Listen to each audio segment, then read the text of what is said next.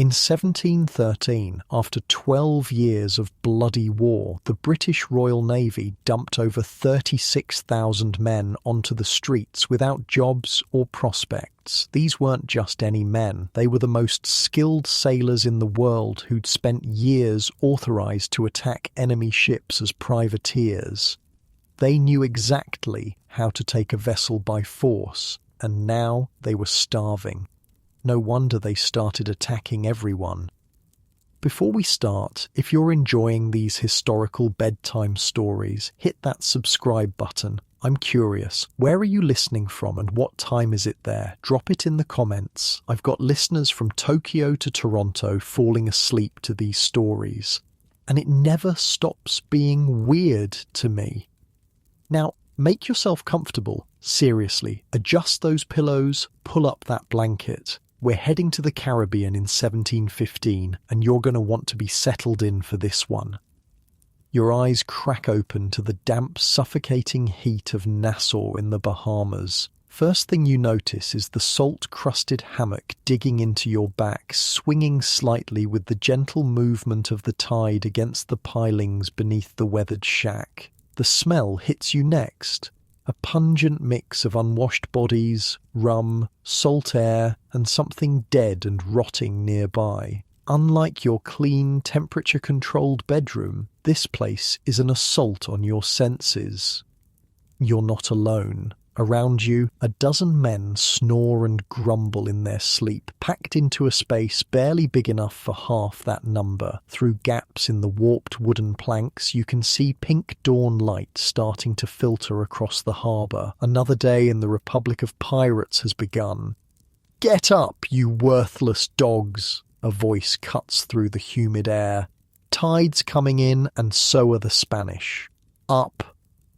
The voice belongs to Benjamin Hornigold, one of the first men to turn these ruins into a pirate haven, and right now your head is pounding from last night's rum as you try to focus on what he's saying. "Two Spanish merchantmen, loaded down and barely manned," Hornigold continues, kicking at hammocks. "They'll be passing the eastern shoals by noon." The men around you stir to life with surprising speed. In the Royal Navy, it would take threats and the lash to get sailors moving this quickly, but the promise of Spanish plunder, that works better than any whip. You stumble outside, joining the crowd headed toward the beach. Nassau isn't much to look at, just the burned-out shells of buildings overgrown with tropical vegetation. The British abandoned this place years ago after a Franco-Spanish raid, and nature's been reclaiming it ever since. But for men like you, men rejected by civilized society, it's become something unique, a place governed by no king or country. The man walking beside you spits a stream of blackened saliva into the sand. "Heard Teach is going out with Hornigold today," he says to no one in particular. Edward Teach, you've heard stories, tall, broad-shouldered former privateer with a voice that can cut through cannon fire. Not yet the infamous Blackbeard, but already developing a reputation for ferocity and cunning. "Teach knows the Spanish routes better than his own cock," someone laughs. "If he says they're coming, they're coming."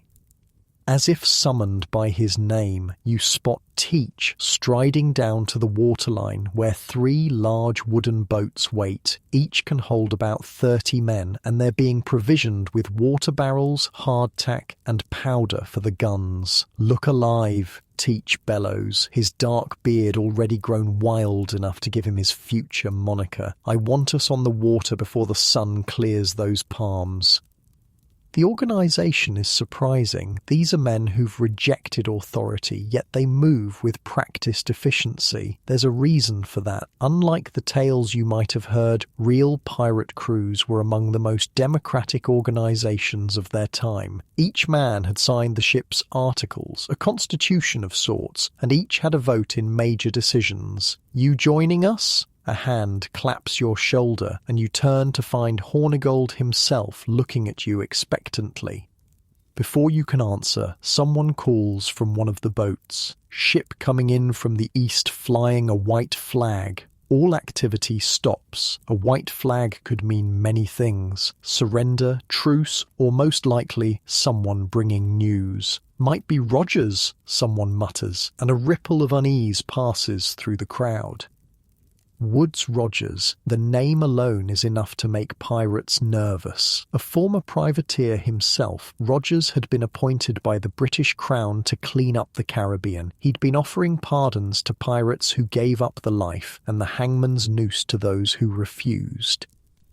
"Nah, too small," says another voice. "Looks like a sloop. Maybe it's Vane returning." Charles Vane, another pirate captain who'd sailed out weeks ago looking for prizes. If he was returning, it could mean good news or bad. The small vessel tacks into the harbour, and as it draws closer, you can make out figures on deck. The man at the helm is indeed Vane, his distinctive red coat visible even at this distance, but it's the man standing beside him that causes a stir among the pirates. "Is that Bellamy?" someone asks in disbelief.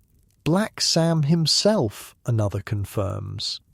Samuel Bellamy, known as Black Sam for his dark hair and the black ribbons he tied it back with, one of the most successful pirates of the age, renowned for taking ships with minimal bloodshed through calculated intimidation. "If Bellamy's here, something big is happening," Hornigold says, his earlier plan apparently forgotten.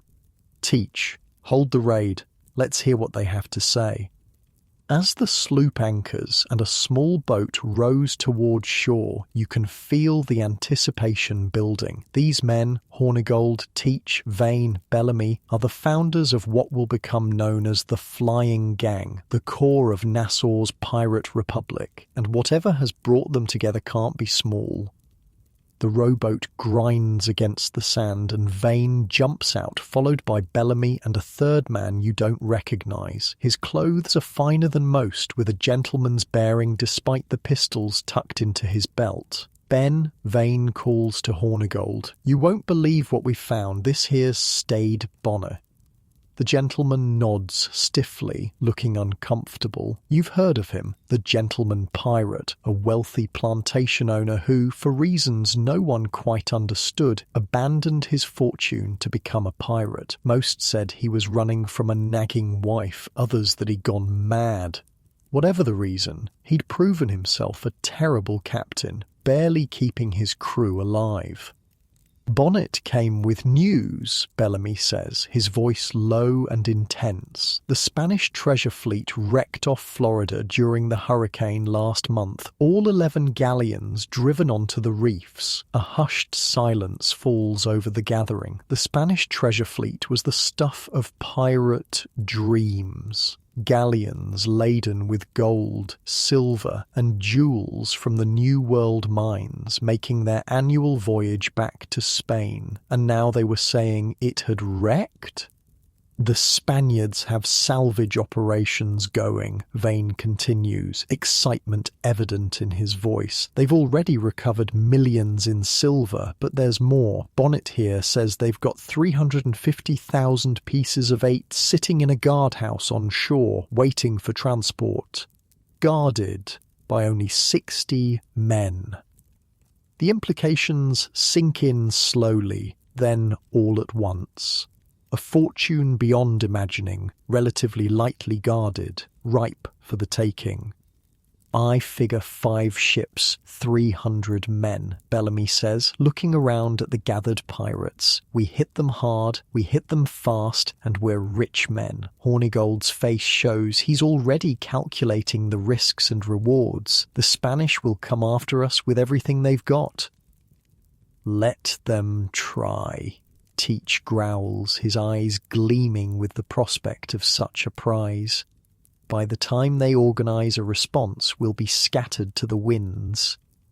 You can feel the energy shift among the pirates. This isn't just another raid on a merchant vessel. This is the kind of opportunity that comes once in a lifetime. We put it to a vote, Hornigold declares, adhering to the pirate code, all in favour of postponing our current venture and joining forces for this Spanish treasure. The response is unanimous, a forest of hands shooting into the air. Even yours goes up, caught in the moment.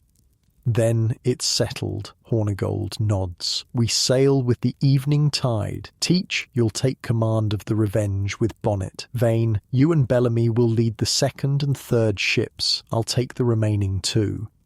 As the captains begin organising their crews, dividing supplies and weapons, the beach erupts into a flurry of activity. The typical pirate raid was a small affair, a single ship attacking a merchant vessel, taking what they could carry and disappearing. But this was warfare. You, Teach points at you suddenly. You sailed with the Royal Navy, didn't you? I can tell by the way you stand. Ever fired a swivel gun? Before you can answer, he continues, doesn't matter, you will today. Report to the Revenge and tell Scudder I sent you. And just like that, you're drafted into one of the most ambitious pirate operations of the era. As you make your way toward the docks where the larger ships are moored, you can't help but marvel at how quickly life can change. Yesterday, you were just another unemployed sailor drinking away your troubles. Today, you're about to sail with Blackbeard himself to steal Spanish treasure. The Revenge is a sleek brigantine captured from a Spanish merchant months earlier. As you climb aboard, the organised chaos is striking. Men are loading cannons, checking weapons, storing provisions. There's none of the flogging or shouting you'd expect on a naval vessel. These men work efficiently because they want to, because they have a stake in the outcome. Scudder, you ask a nearby sailor, who points toward a barrel-chested man inspecting a rack of muskets. Teach sent me, you explain when you reach him. Said something about a swivel gun. Scudder looks you over with a critical eye. Navy man, eh? Good. The swivels need a steady hand. They're smaller than ship's cannons but deadly at close range. We mount them on the rails, use them to clear enemy decks before boarding. He leads you to a collection of small cannons, each about 3 feet long and mounted on a swivelling base. These beauties fire grape shot, he explains, patting one affectionately. Dozens of small iron balls that spread out like a shotgun blast. One discharge can drop 20 men. Your job will be to man one during the approach, target their officers first, cut off the head and the body dies. The casual way he discusses killing is jarring, but then again, this is the reality of pirate life. For all their democratic principles and relative freedoms, pirates were still criminals, murderers, and thieves. The romantic notion of swashbuckling heroes existed only in stories told long after they were gone. By nightfall, the pirate fleet is ready to sail. 5 ships, 300 men bound for the Florida coast and Spanish treasure. As the Revenge clears Nassau harbour, you stand at the rail watching the ramshackle collection of huts and ruined buildings recede into the darkness. First big raid? A voice asks, and you turn to find a young man barely out of his teens standing beside you. You nod and he grins, revealing several missing teeth. Name's Israel Hands, he introduces himself. Been with Teach for 6 months now. Best captain I ever sailed with. What makes him so good, you ask, curious. Hands looks thoughtful. He understands fear, not just feeling it, using it. Most captains try to win fights with guns and steel. Teach wins them before they start. As if on cue, Teach emerges from below decks, instantly commanding attention. In the weeks you've known him, you've noticed how he's been cultivating his appearance, growing his beard longer, wilder. "Tomorrow we face the Spanish," he announces, his voice carrying across the deck. "They outnumber us, but they fear us, and rightly so." He paces the deck, making eye contact with each man. "When we sight the guardhouse, we'll see their fear. When we land on their shores, we'll smell their fear. And when we count our silver, we'll taste their fear." A cheer goes up from the crew, and you find yourself joining in despite the grim subject matter. There's something magnetic about Teach, something that makes men willing to follow him into danger. The night passes slowly as the pirate fleet makes its way south. You try to sleep in your hammock below decks, but the excitement and anxiety keep you awake. Around you, men snore or whisper, sharing stories of previous raids or what they'll do with their share of the treasure. "Gonna buy me a tavern in Port Royal," one man declares. "Serve rum to sailors and retire fat and happy." "Fool's dream," another counters. "You'll drink away your share before we even reach Jamaica." "What about you?" someone asks in your direction. "What'll you do with your cut?" It's a question you haven't considered. Like most men who turn to piracy, you'd been focused on survival, not planning for wealth. The question hangs unanswered as exhaustion finally pulls you into sleep. Dawn breaks with a shout from the crow's nest. Land ho, Florida coast, dead ahead. You scramble topside with the rest of the crew, straining to see the shoreline. Through the morning mist, you can make out a long, flat coastline and the darker shapes of what must be the shipwrecks. Even from this distance, the devastation is apparent. The splintered remains of proud galleons scattered across the reefs and beaches. Teach stands at the bow, spyglass to his eye. "There," he says, pointing, "the guardhouse, just as Bonny described." Following his direction, you can just make out a wooden structure on the beach, surrounded by tents and the small figures of men. "They've seen us," Hornigold calls from his ship, which has pulled alongside. Spanish flag going up. Indeed, a flag rises above the guardhouse, the red and gold of Spain, a defiant statement against the approaching pirates.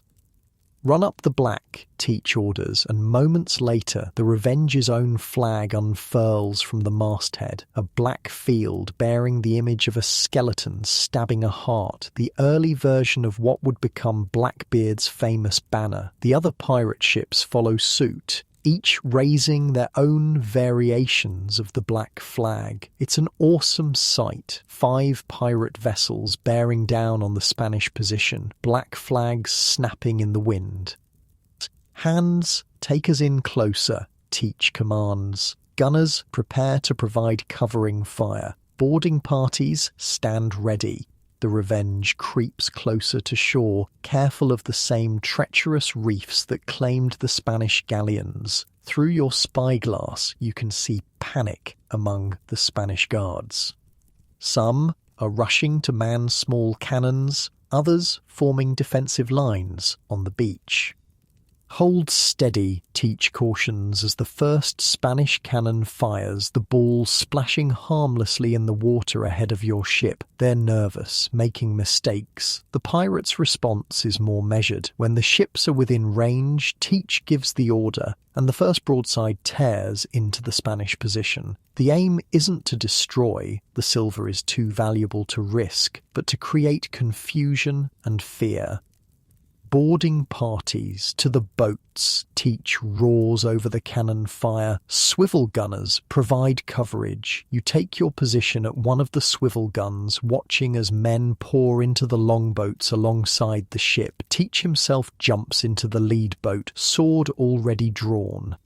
As the boarding parties row towards shore, the Spanish fire becomes more desperate. Musket balls zip past, cannons boom, but the pirates press on. When they're halfway to the beach, Teach stands up in his boat, a reckless, dramatic gesture, and pulls out a bottle.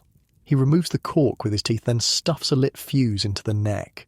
"What the hell is he doing?" someone beside you mutters. The answer comes when Teach hurls the bottle toward the Spanish position. It arcs through the air, trailing smoke before smashing against the guardhouse wall. Flames erupt instantly, a primitive grenade but effective. In the confusion that follows, the pirates land on the beach and charge. The fighting is brief but intense, the Spanish guards overwhelmed by the ferocity of the attack. From your position on the ship, you can see Teach in the thick of it, his wild beard making him unmistakable even at a distance. Within an hour, it's over. The Spanish flag comes down and the black flag rises over the guardhouse. The pirates have won, and with minimal casualties, 3 dead, a dozen wounded, against nearly 20 Spanish dead and the rest captured. As the longboats return to the ships, laden with heavy chests, the extent of the victory becomes clear. 350,000 pieces of 8, just as Bonny had said, a fortune that would make these men rich beyond their wildest dreams. "We've done it," Israel Hands says beside you, his young face flushed with excitement. "We've actually done it." That night, the pirate fleet anchors offshore, too wary of Spanish reinforcements to linger long on the beach. The treasure is divided according to the articles. Larger shares for the captains and officers, but every man getting a portion that would have taken years to earn through honest work. As rum flows and men celebrate, you find yourself sitting apart, contemplating the chest of silver coins now stowed in your sea bag. It feels unreal, this sudden wealth, and with it comes a question: what next? Teach settles beside you, his own celebration apparently complete. "Heavy thoughts for a victory night," he observes, just wondering what happens now. You admit. Teach stares out at the dark water, the moonlight catching in his beard. "We return to Nassau, strengthen our position. The world's changing, friend. The war's over, and the great powers are turning their attention back to the colonies, to men like us. You think they'll come for Nassau? Eventually." Teach nods. "Men like Woodes Rogers won't allow a pirate republic to thrive, but we'll be ready, and in the meantime," he grins, raising his rum bottle, "we'll live as free men." As Teach rejoins the celebration, you're left with a new understanding of this pivotal moment. This raid isn't just about Spanish silver, it's the beginning of something larger, the true rise of the Pirate Republic of Nassau, a bold experiment in outlaw democracy that would soon draw the full attention of the British Empire. Little do any of you know that this very raid will set in motion the events that will eventually lead to both the golden age of piracy and its downfall. For now, though, there is only the night, the rum, and the heady feeling of freedom that comes with being beholden to no king or country, only to each other and the articles you've signed. The Pirate Republic has announced itself to the world, and the world will soon answer. The morning light streams through cracks in the weathered planks of a Nassau tavern. Your eyes struggle to adjust as the pounding in your skull reminds you of last night's celebration. Silver coins, your share from the Spanish raid, still jingle in the pouch at your waist. It's 1716. And the Pirate Republic is flourishing. "Wake up, you bastard," a voice growls. "Teach wants to see you." You peel your face off the sticky wooden table. The speaker is Israel Hands, now Teach's trusted quartermaster. The boy has aged years in just a few months, his once smooth face now bearing a scar across the cheek and the hardened look of a man who's seen blood spilled. "Now," you manage to croak. "Right fucking now," Hands confirms. "He's at the docks." Your mouth tastes like something died in it. Worse, it probably did. The water in Nassau is so brackish and foul that most pirates drink only rum or beer, safer than risking the dysentery that kills more sailors than cannonballs ever will. Outside, Nassau has transformed. What was once a collection of ramshackle huts among ruins has become a booming pirate settlement. Taverns, brothels, and supply stores have sprung up to serve the hundreds of pirates who now call this place home. The successful raid on the Spanish salvage operation brought more than just wealth, it brought reputation, and with it, more recruits. You find Teach at the end of the newly constructed pier, supervising the loading of a sloop, but something's different about him. The beard that once just marked him as unkempt has been allowed to grow wild, spreading across his chest like a black mane. There he is, Teach turns, grinning through that forest of hair. My favourite gunner. You wanted to see me? Got a proposition for you, Teach says, lowering his voice. Hornigold and I are parting ways. This catches you off guard. Benjamin Hornigold and Edward Teach had been inseparable since founding the Pirate Republic, their partnership the bedrock of Nassau's strength. What happened, you ask, unable to hide your surprise. Teach gestures for you to follow him aboard the sloop. Philosophical differences, he explains once you're out of earshot of the dock workers. Ben refuses to attack English ships, says it violates his privateer commission. But the war's over, you point out. The commission's worthless. Exactly, Teach nods. I say a ship's a ship. Gold is gold, no matter what flag it flies under. Half the crew agrees with me. You begin to see where this is going. You're splitting the crew. Already done, Teach confirms. Vote was taken last night while you were face down in your cups. I'm taking this sloop and 40 men going hunting. And you want me to come along? Teach's dark eyes glint with something dangerous. You're handy with a swivel gun, good in a fight, don't talk too much. What do you say? It's not really a question. In the unwritten code of the Pirate Republic, refusing such an offer could be seen as an insult. Besides, your silver is dwindling fast in Nassau's taverns and brothels. When do we sail, you ask? Teach's grin widens. High tide, 2 hours. You spend those 2 hours gathering your meagre possessions and saying goodbye to the few friends you've made in Nassau. One of them, a former Royal Navy gunner named Matthews, gives you a worried look. Teach is changing, he warns. Something's happened to him these past months. He's not the same man who sailed with Hornigold. How so? Matthews lowers his voice. He's developing a reputation. Cultivating it like. Saw him practicing with slow matches in his beard yesterday, standing in front of a mirror, seeing how it looked. You think back to the wild-haired man on the dock. It's just for show, surely. Maybe. Matthews doesn't sound convinced. But there's talk. Talk of ships taken where no survivors were left to tell the tale.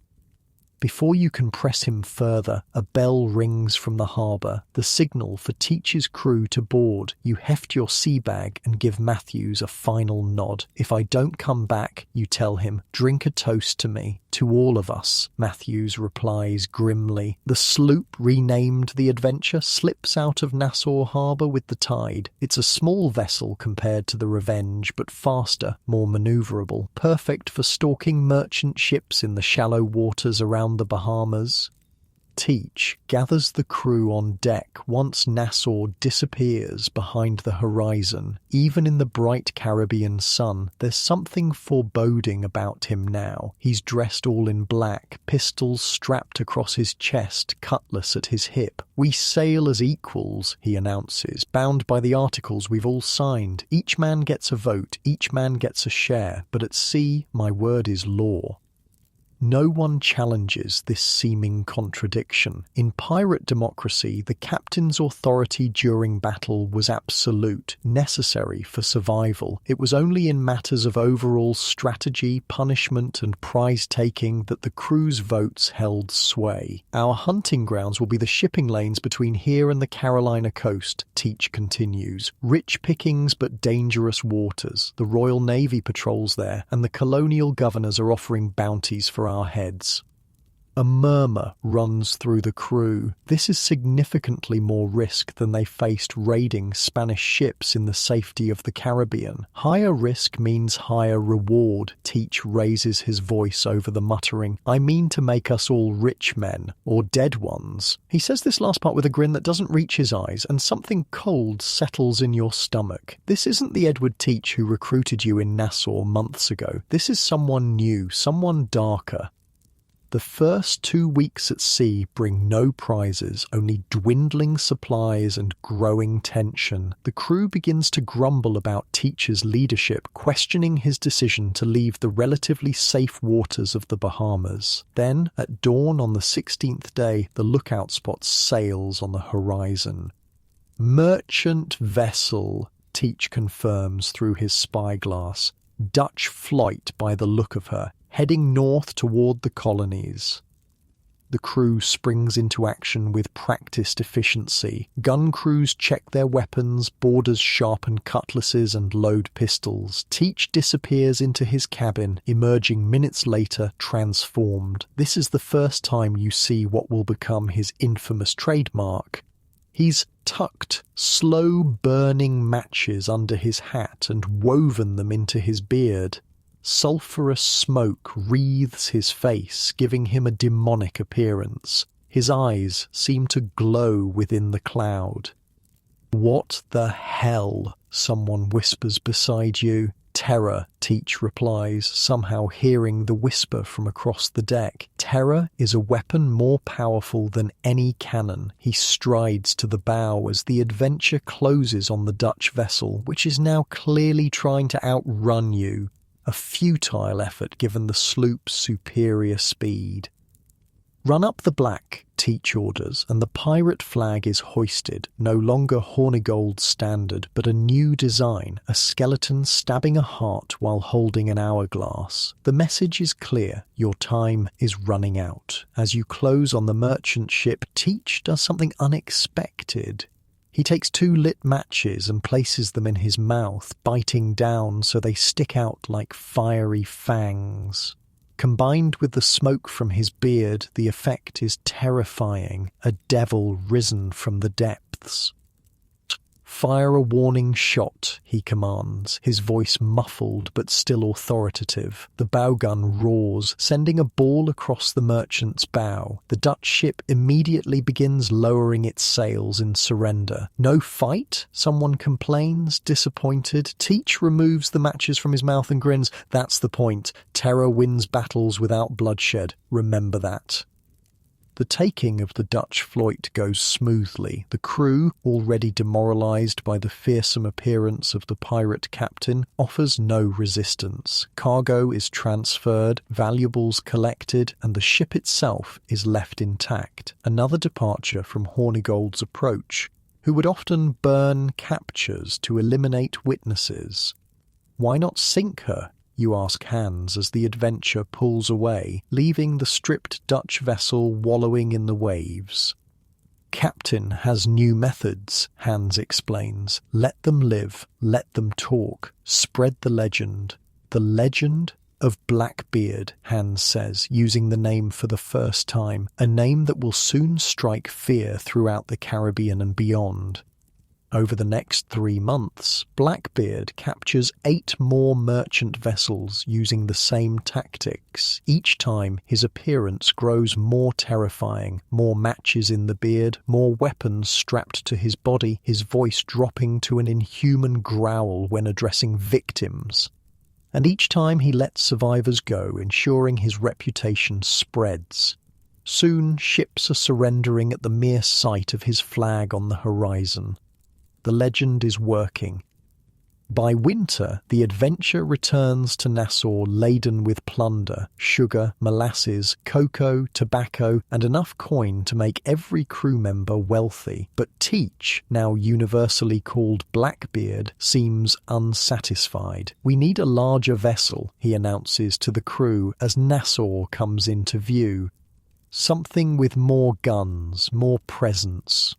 "The adventures served us well," argues the boatswain, a cautious man named Fletcher.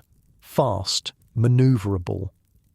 "And small," Blackbeard counters. "The prizes are getting larger, better armed. We need to match them." The debate continues after you've docked, spilling into Nassau's taverns. The Pirate Republic has grown even more in your absence, with several new captains establishing themselves. Charles Vane has returned with significant plunder. Samuel Bellamy has acquired a new ship. Even Stade Bonny, the gentleman pirate, has achieved some success. But none draw attention like Blackbeard when he strides through town, matches smouldering in his beard, even when not in battle, the theatrical becoming the habitual. You're drinking with hands when a messenger bursts into the tavern. "Spanish galleons spotted off the western shoals," he announces, heavily armed but flying a merchant flag. The tavern erupts in excitement. Spanish galleons, even merchant ones, were the ultimate prize, far larger and richer than the vessels Blackbeard had been taking. "Too big for us," Fletcher argues when Blackbeard immediately begins gathering his crew. "The adventure doesn't have enough guns." "We'll coordinate with Vane," Blackbeard decides. "His ship plus ours gives us enough firepower."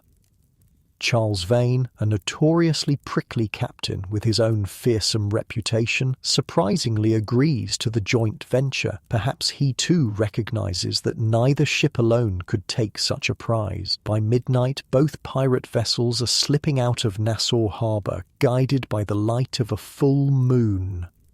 The plan is simple. Catch the galleon at dawn when the watch changes and vigilance is lowest. As predicted, you sight the Spanish ship just as the first light breaks over the horizon. It's an impressive vessel, three-masted with at least 30 gun ports visible. "That's no merchant," Fletcher mutters beside you. "That's a warship flying false colours." Before anyone can act on this observation, Blackbeard orders the attack. The Adventure and Vane's ship, the Ranger, approach from different angles, hoping to catch the galleon in a crossfire. What happens next is chaos. The Spanish vessel suddenly comes alive, gun ports opening along both sides. It was indeed a trap, a Spanish naval frigate disguised as a merchant, specifically hunting pirates. "Hard to port," Blackbeard roars as the first Spanish broadside tears through the water where you would have been. "Return fire."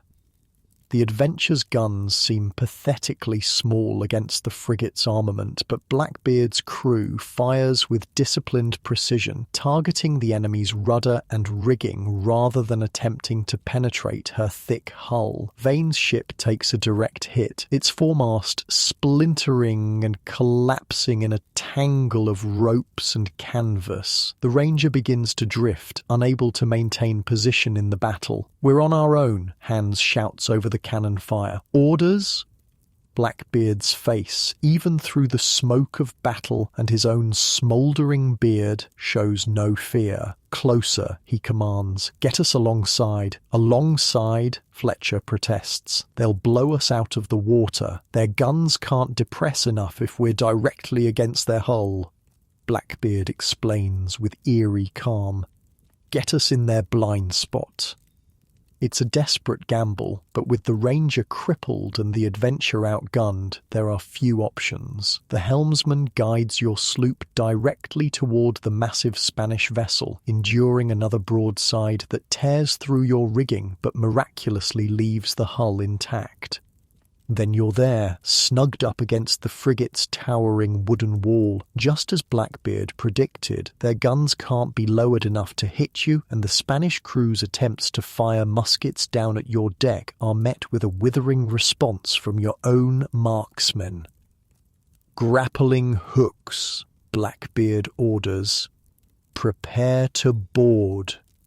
It seems insane. You're 40 men against what must be at least 100 Spanish sailors, but Blackbeard is already leading by example, grabbing a hook and throwing it upward to catch on the frigate's rail. Are we really doing this? Someone asks in disbelief. Would you rather stay here and drown? Hans retorts, grabbing his own grappling hook. What follows is the most desperate fight you've ever experienced. The initial boarding is a brutal exchange of pistol fire, followed by hand-to-hand combat with cutlasses, knives and boarding axes. The Spanish have numbers, but the pirates have ferocity born of desperation. And they have Blackbeard. The captain is everywhere at once, his beard still smouldering, pistols barking, cutlass slashing. He seems to have transformed completely into the devil he pretends to be, roaring with each swing of his blade, laughing when Spanish shot tears through his coat. He's not human, a Spanish officer gasps before you cut him down. The fighting continues for what feels like hours, but is probably only minutes. Slowly, the tide turns. Spanish sailors begin throwing down their weapons, some even jumping overboard rather than face the demonic pirate captain and his crew. When the Spanish captain finally surrenders his sword, the frigate is yours. The cost has been high, 12 pirates dead, most of the rest wounded, but the prize is beyond imagination. The ship was carrying military payroll bound for Havana, over 100,000 pieces of 8.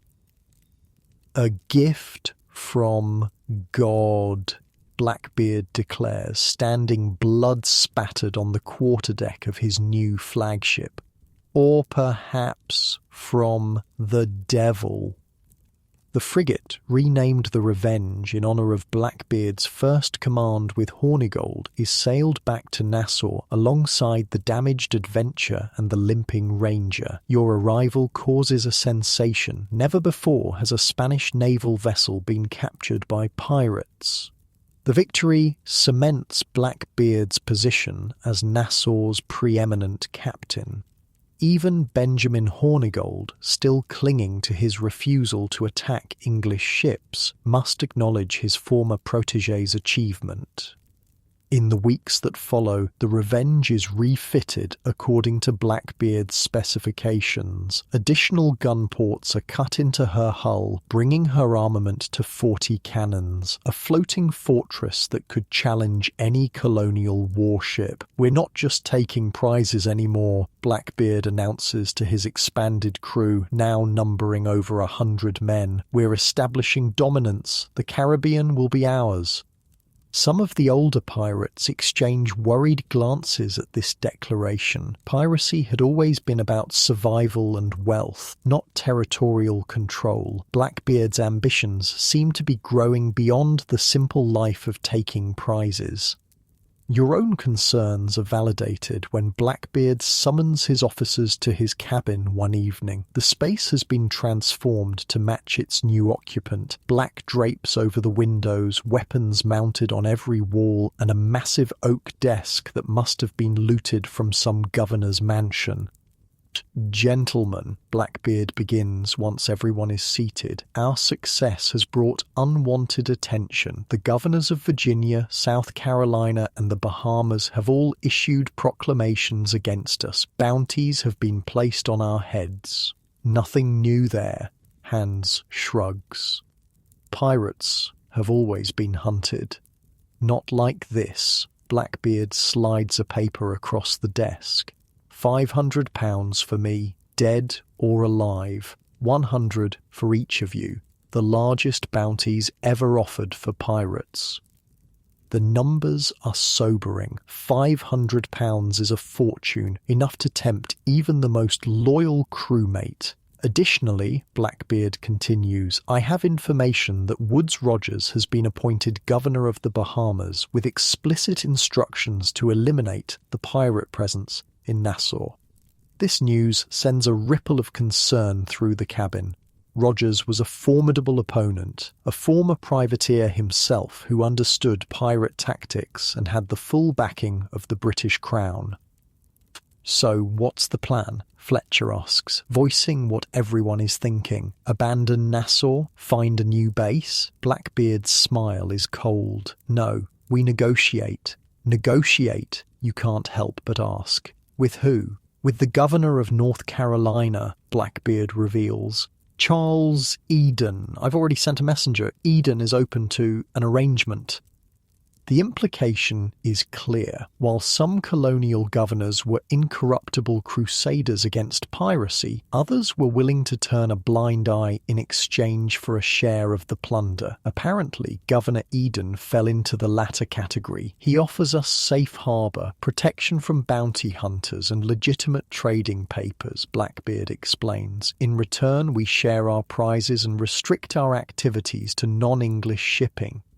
"So we'd be privateers again," Fletcher observes, "just like Hornigold wanted, with one crucial difference," Blackbeard corrects. "We choose our targets, not the crown, and we keep the majority of what we take." The proposition is discussed late into the night. Some, like Fletcher, argue it's a trap. Others see it as the best chance for long-term survival in an increasingly hostile Caribbean. In the end, as always in pirate democracy, it comes down to a vote, and by a narrow margin, the crew decides to accept Governor Eden's offer. 2 days later, the Revenge sets sail from Nassau, not as raiders this time, but as emissaries. The pirate republic you helped build is being left behind, perhaps temporarily, perhaps forever. As Nassau disappears over the horizon, you find Blackbeard at the stern, staring back at the island. "Having second thoughts, Captain?" you ask. Blackbeard strokes his infamous beard, now permanently stained with gunpowder. "Nassau was always doomed," he says quietly. "A dream that couldn't last. Rogers will come with warships and hangmen, and it will end. And what about us? Will North Carolina last?" Blackbeard turns to face you, and for a moment you see something of the old Edward Teach in his eyes, the calculating, pragmatic sailor who survived by adapting. "Nothing lasts in our profession," he says, "but this buys us time, and time, my friend, is the only true currency." As the Revenge sets course for North Carolina and an uncertain alliance with Governor Eden, you can't help but feel you're witnessing a turning point, not just for Blackbeard and his crew, but for the entire golden age of piracy. The days of the wild, ungoverned freedom of Nassau are numbered. The age of negotiation, compromise, and eventual defeat has begun. But Blackbeard, it seems, is determined to delay that defeat as long as possible, even if it means becoming something he once despised. An agent of government, however corrupt. What none of you realize as you sail north is that Blackbeard's most infamous exploits, the ones that will cement his legend for centuries to come, still lie ahead, and so does the betrayal that will ultimately end his reign as the most feared pirate of the Caribbean. North Carolina, November 1717. You wake to the gentle rocking of the Revenge anchored in the calm waters of Ocracoke Inlet. 6 months have passed since your departure from Nassau, and life under Governor Eden's protection has been comfortable, too comfortable for some. The arrangement with Eden has worked exactly as Blackbeard promised. The governor provides legitimate trading papers, turning a blind eye to the decidedly illegitimate cargo that flows through his colony. In return, he receives a generous percentage of the profits and expensive gifts that keep his loyalty secure. But something's been off with Blackbeard lately. The fire that drove him to capture the Spanish frigate seems dimmed. He spends more time in his cabin with charts and logbooks than on deck with the men. The legend he worked so hard to build is beginning to feel like just that. A legend, not a living force. You're not the only one who's noticed. Whispers of discontent ripple through the crew. Pirates aren't meant for this half-legitimate existence, this bureaucratic dance of falsified papers and governors' dinners. They signed on for freedom and fortune, not becoming smugglers and tax evaders. Man coming aboard. The shout interrupts your thoughts. A small boat approaches from shore, bearing a familiar figure, Israel Hands, returning from a visit to the mainland. Hands climbs aboard, his expression grim as he heads straight for the captain's cabin. Something's happened. You follow, close enough to hear, but not to intrude. The door to Blackbeard's cabin remains partly open, voices drifting out. Woods Rogers has taken Nassau, Hands reports without preamble. Offered pardons to any pirate who surrendered. Hornigold accepted. Ben always was practical. Blackbeard's voice reveals no surprise. How many others? Most of them. Jennings, Burgess, even Vane at first, though rumour says he later changed his mind and escaped. A heavy silence follows. Nassau fallen without a fight. The pirate republic snuffed out by the mere offer of forgiveness. You think of the ramshackle settlement you helped build, now under the firm control of British law. There's more. Hands continues reluctantly. Rogers sent word to all colonial governors. The king's pardon is being offered everywhere. Surrender and receive amnesty, or be hunted down without mercy. Eden won't turn on us, Blackbeard says, but there's a hint of uncertainty in his voice. Maybe not, but his superiors might force his hand. And with Nassau gone, where would we run if things sour here? You've heard enough. Slipping away before they notice you, you head for the forecastle where some of the crew are dicing. Their carefree laughter feels disconnected from the gravity of what you've just learned. That evening, Blackbeard calls the entire crew on deck. His appearance has changed again. The beard grown even wilder, streaked now with grey despite his relatively young age. The smouldering matches are absent, but something in his eyes burns hotter than any physical flame. Men, our situation has changed, he announces without preamble. Nassau has fallen. The king's pardon is being offered throughout the colonies. Murmurs spread through the assembled pirates. For many, this news is both shocking and tempting. A pardon means a chance to return to society, to walk free without the constant fear of the noose. Some of you may be considering this offer, Blackbeard continues, his voice hardening. I won't stop any man who wishes to leave. Take your share and go with my blessing. He pauses, eyes scanning the crowd. But know this, the pardon is a lie. The moment piracy is no longer convenient for the crown, they'll find reasons to revoke your amnesty, to hang you anyway.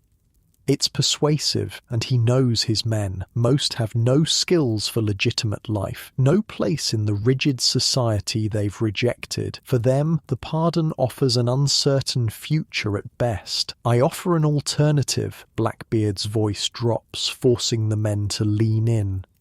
Not retreat, not surrender, but a bold new venture. One final, glorious campaign that will secure our fortunes forever. You can see the spark reigniting in the crew, the hunger for something beyond the tedious safety of North Carolina. What do you propose, Captain? Fletcher asks, voicing the collective curiosity. Blackbeard's smile is wolfish. First, we need a proper flagship. The Revenge is formidable, but she's known to every Navy captain in the Atlantic. We need something new, something unexpected.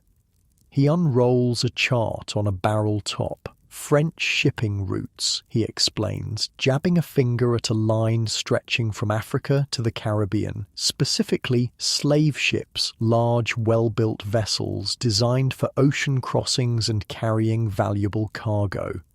Some of the crew shift uncomfortably. Even among pirates, there were lines many preferred not to cross. Interfering with the slave trade wasn't about moral objections. Few Europeans of the era questioned the practice, but about the practical dangers. Slave ships were disease-ridden and their human cargo complicated any capture. "I'm not proposing we become slavers," Blackbeard clarifies, reading the room. "Just that we take one of their ships. The French vessel La Concorde will be passing through these waters within the month. 300 tons, 26 guns, and built like a fortress." She's perfect. "The French won't give her up easily," someone points out. "They won't have a choice," Blackbeard counters. "Besides, their crew will be weakened after the Atlantic crossing, half their men dead or ill from tropical disease, the rest exhausted. The plan is put to a vote, as all major decisions are in a pirate crew. Despite some reservations, it passes overwhelmingly. After months of comfortable stagnation, the prospect of action, of returning to true piracy, is too appealing to resist." 3 weeks later, you're standing at the rail of the Revenge as the lookout calls down from the crow's nest. Sail-ho French colours coming from the southeast. Through your spyglass, you can make out the distinctive profile of a large merchant vessel, La Concorde, right on schedule. She's running slow, her sails not fully deployed despite favourable winds, a sign that her crew is indeed undermanned, just as Blackbeard predicted. "Battle stations," Blackbeard orders, though there's little urgency in his voice. This won't be much of a battle. As the Revenge approaches, you can see the French crew scrambling to prepare what defence they can, but their movements are sluggish, disorganised. When Blackbeard runs up his black flag, you can practically feel their morale collapsing. The Revenge fires a single warning shot across La Concorde's bow. It's enough. The French captain strikes his colours without firing a single cannon in defence. The boarding is anticlimactic. No dramatic swing across on ropes, no fierce hand-to-hand combat. You simply pull alongside and walk across planks laid between the vessels. The French crew, gaunt from disease and malnourishment, offer no resistance. Below decks, the reason for their condition becomes clear. The stench hits you like a physical blow. Hundreds of enslaved Africans chained in the hold, packed so tightly they can barely move. Disease has run rampant among them too, with dozens already dead or dying.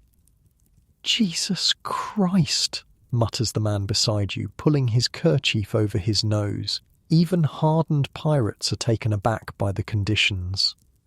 Blackbeard's decision is swift and unexpected. "Release them," he orders, pointing to the surviving captives. "Give them the smallest sloop from our flotilla. Let the French captain take his human cargo to shore." It's not mercy motivating this decision, but practicality. Blackbeard has no use for slaves, and keeping them aboard would only spread disease to his own crew. Better to be rid of the problem entirely. While the transfer takes place, you help explore La Concorde. She's everything Blackbeard promised. Sturdy construction, good armament, and spacious. The ship's carpenter, examining her hull, whistles appreciatively. "She'll take additional gun ports easily," he notes. "Could mount 40 cannons without stressing her frame." By nightfall, the French crew and their human cargo are gone, given the smallest vessel in your flotilla, a backhanded mercy that at least offers them a chance at survival. La Concorde is yours. Blackbeard wastes no time making the ship his own. The French captain's cabin is cleared out and Blackbeard's own distinctive possessions brought aboard. The black drapes, the arsenal of weapons, the oak desk. The ship herself is rechristened in a ceremony involving liberal amounts of rum. "I name this vessel Queen Anne's Revenge," Blackbeard declares, smashing a bottle against her hull. The name is significant, Queen Anne's War being the conflict that first employed many of you as privateers, the war whose end launched the current wave of piracy. There's another meaning too, one Blackbeard doesn't articulate but you all understand. It's a declaration of intent against the new British monarch, King George III, Queen Anne's Revenge, vengeance for the broken promises and discarded sailors of the previous ruler's war. The transformation of La Concorde into Queen Anne's Revenge takes weeks. Additional gun ports are cut into her hull. The interior is reconfigured to accommodate a larger crew. Even the figurehead is replaced. The French merchant carving swapped for a grinning skeleton holding an hourglass. During this time, Blackbeard recruits heavily, expanding his force beyond the original crew of the Revenge. By the time the work is complete, he commands 4 ships and over 300 men, the largest pirate fleet since Henry Morgan's buccaneers decades earlier. Life aboard Queen Anne's Revenge quickly settles into its own rhythm. Unlike naval vessels with their strict hierarchy and brutal discipline, pirate ships operated as floating democracies, at least when not in battle. The day begins at dawn with the changing of the watch. Those coming off duty collapse into hammocks strung below decks, while those starting their shift emerge bleary-eyed into the morning light. Breakfast is hardtack, rock-hard biscuits that must be soaked in beer or water to be edible, and salt pork boiled in a copper kettle. "Weevils again," grumbles Fletcher, breaking open his biscuit to reveal the tiny insects that inevitably infested ship's bread. "Extra protein," someone jokes. The morning is spent on essential maintenance, scrubbing the deck, checking rigging, mending sails. Pirates might be rebels against society, but they know a neglected ship is a death sentence. Every man pulls his weight in these tasks, even those who were officers or specialists during battle. Around midday comes the main meal, usually bean soup with whatever meat is still edible from the stores. On good days, there might be fish caught from the rail. On bad ones, the meat is so heavily salted or spoiled that even hardened sailors struggle to keep it down. Afternoons bring weapons practice. Unlike the myth of pirates being untrained rabble, Blackbeard's crew drills regularly with cannons and small arms. The gun crews can reload and fire in under 2 minutes. Not as fast as a navy vessel, but respectable. Again, Hans orders when one team fumbles their ramrod. "Too slow and we're all dead." Evenings, if no prey is being pursued, bring the closest thing to leisure. Men gather on deck to smoke, dice, or share stories. Music is common, fiddles, pipes, and sea shanties sung with varying degrees of talent. Blackbeard himself rarely participates in these gatherings anymore, preferring to study charts in his cabin or confer with his officers. He's planning something big, you overhear one pirate telling another. "Bigger than anything we've done before." The rumour proves true a week later when Blackbeard summons his officers and senior crew. Spread across his table is a chart of the Carolina coast, with one port circled prominently, Charleston. "Gentlemen, our target," Blackbeard announces, tapping the circle. The richest port in British North America. The audacity of it takes your breath away. Charleston isn't some isolated plantation or passing merchant vessel. It's a major colonial hub defended by forts and militia. "You're proposing we sack the entire city?" Fletcher asks, incredulous. "Not sack it," Blackbeard corrects. "Blockade it, hold it hostage." He explains his plan. Queen Anne's Revenge and the 3 smaller vessels will seal off Charleston harbour. No ships in or out. The city's commerce strangled until they meet his demands. "What demands?" someone asks. "A chest of medicine," Blackbeard answers, to everyone's surprise. "Several of our men are suffering from venereal disease. Charleston has the only apothecary in the colonies with the necessary remedies." It seems like an oddly modest demand for such an ambitious operation, but no one questions it openly. Perhaps it's just the excuse, not the true motivation. Perhaps Blackbeard wants to prove it can be done, to cement his legend with one magnificent gesture. Whatever the reason, the blockade begins in May 1718. Queen Anne's Revenge, now armed with 40 guns and crewed by over 100 men, takes position at the mouth of Charleston harbour. The smaller vessels patrol nearby, stopping any ship that attempts to enter or leave. The effect is immediate and devastating. Charleston, dependent on maritime trade, begins to suffocate. Food prices soar. Merchants face ruin as their goods sit unsold on the docks. The colonial government scrambles to mount a defence, but their few militia vessels are no match for Queen Anne's Revenge. On the third day, your lookout spots a well-appointed merchant ship attempting to slip past the blockade before dawn. It's quickly intercepted and boarded. The passengers include something unexpected: prominent Charleston citizens, including a council member named Samuel Wragg. When Wragg is brought before Blackbeard, the pirate captain's eyes light up with malicious inspiration. "Perfect," he murmurs. "The perfect messenger." Wragg, terrified but maintaining his dignity, is informed of his new role. He will return to Charleston with Blackbeard's demands: a chest of medical supplies delivered within 48 hours, or the hostages will be executed and the blockade will continue indefinitely. "You're bluffing," Wragg dares to say. "Pirates don't typically kill valuable hostages." Blackbeard's response is chilling. He draws his pistol and shoots one of the other captives, not fatally, but a serious wound to the leg. The man screams, collapsing to the deck. "That man will likely lose his leg," Blackbeard tells the horrified Wragg. "The next will lose his life. Do I seem to be bluffing?"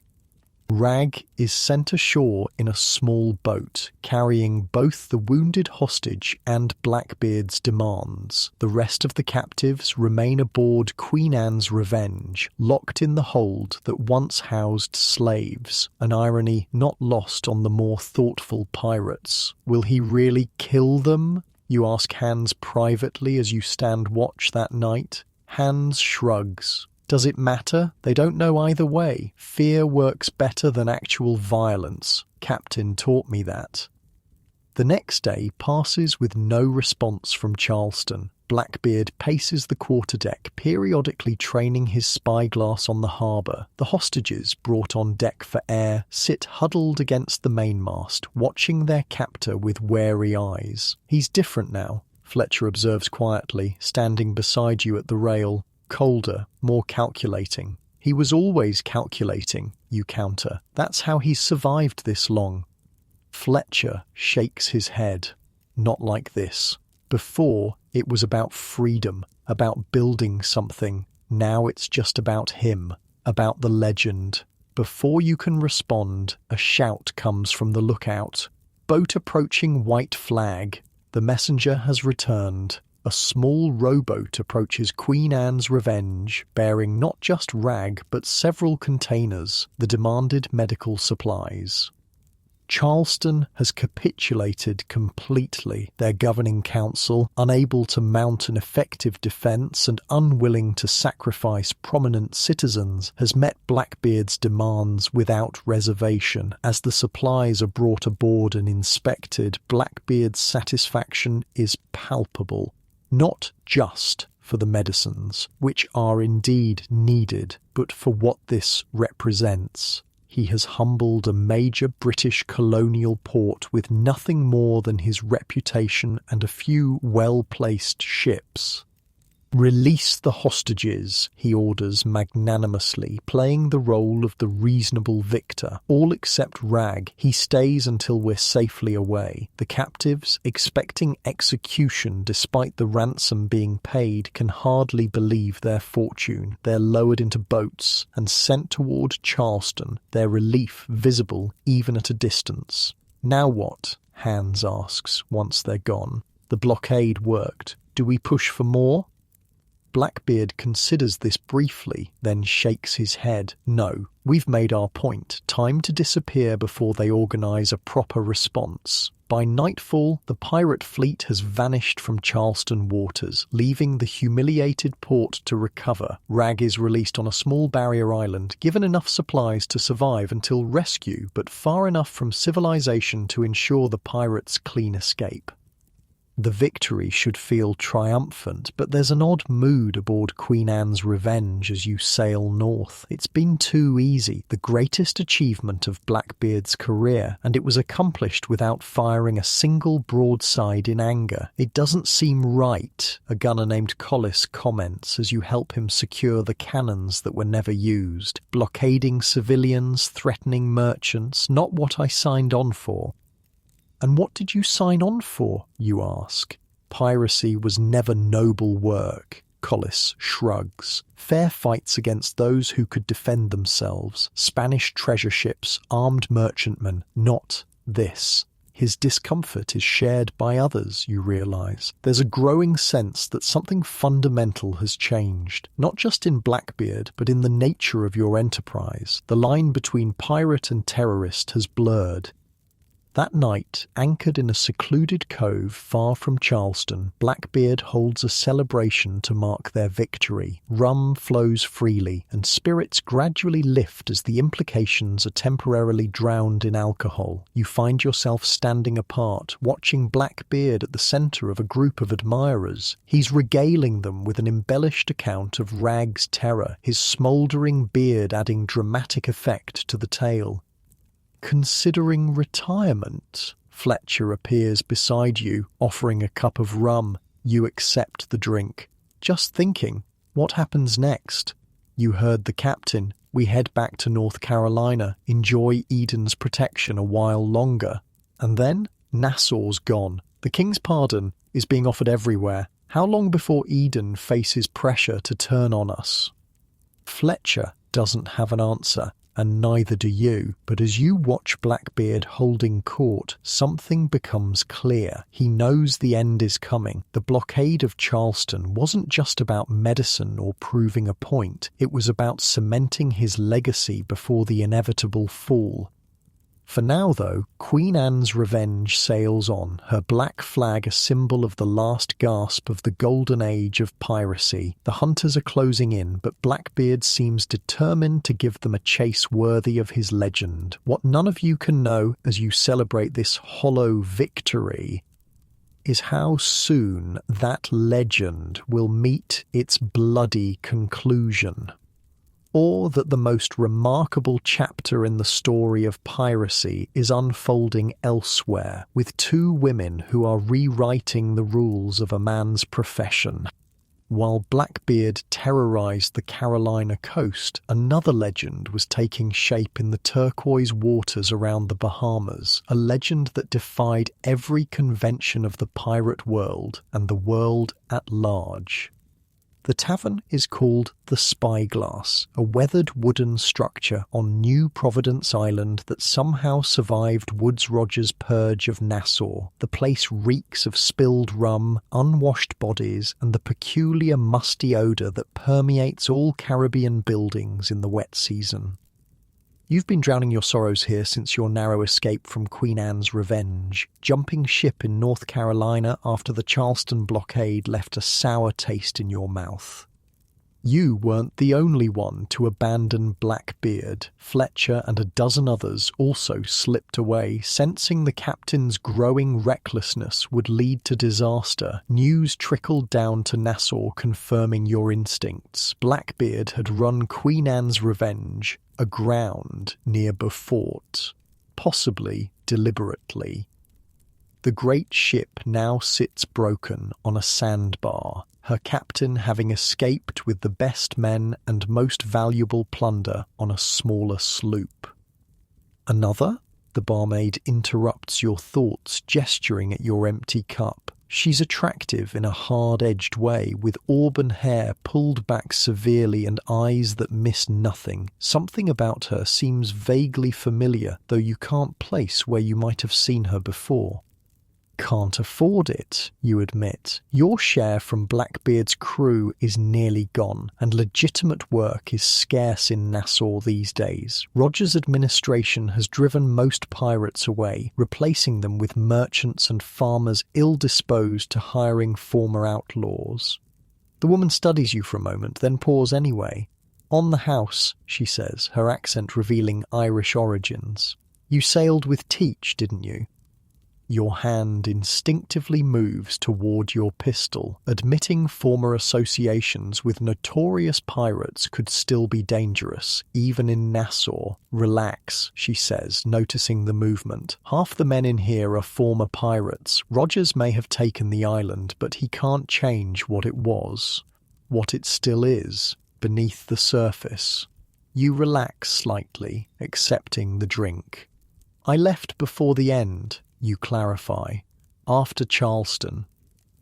Smart move, she nods. Heard he lost the Queen Anne soon after, running from the Navy, some say. And who'd you sail with, you ask, turning the question back on her. A cryptic smile plays across her lips. Who says I sailed at all?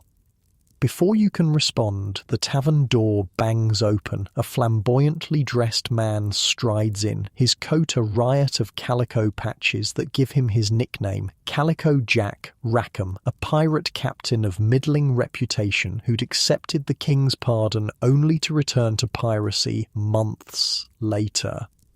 "Anne!" he bellows cheerfully. "Cast off, darling, we've got a tide to catch."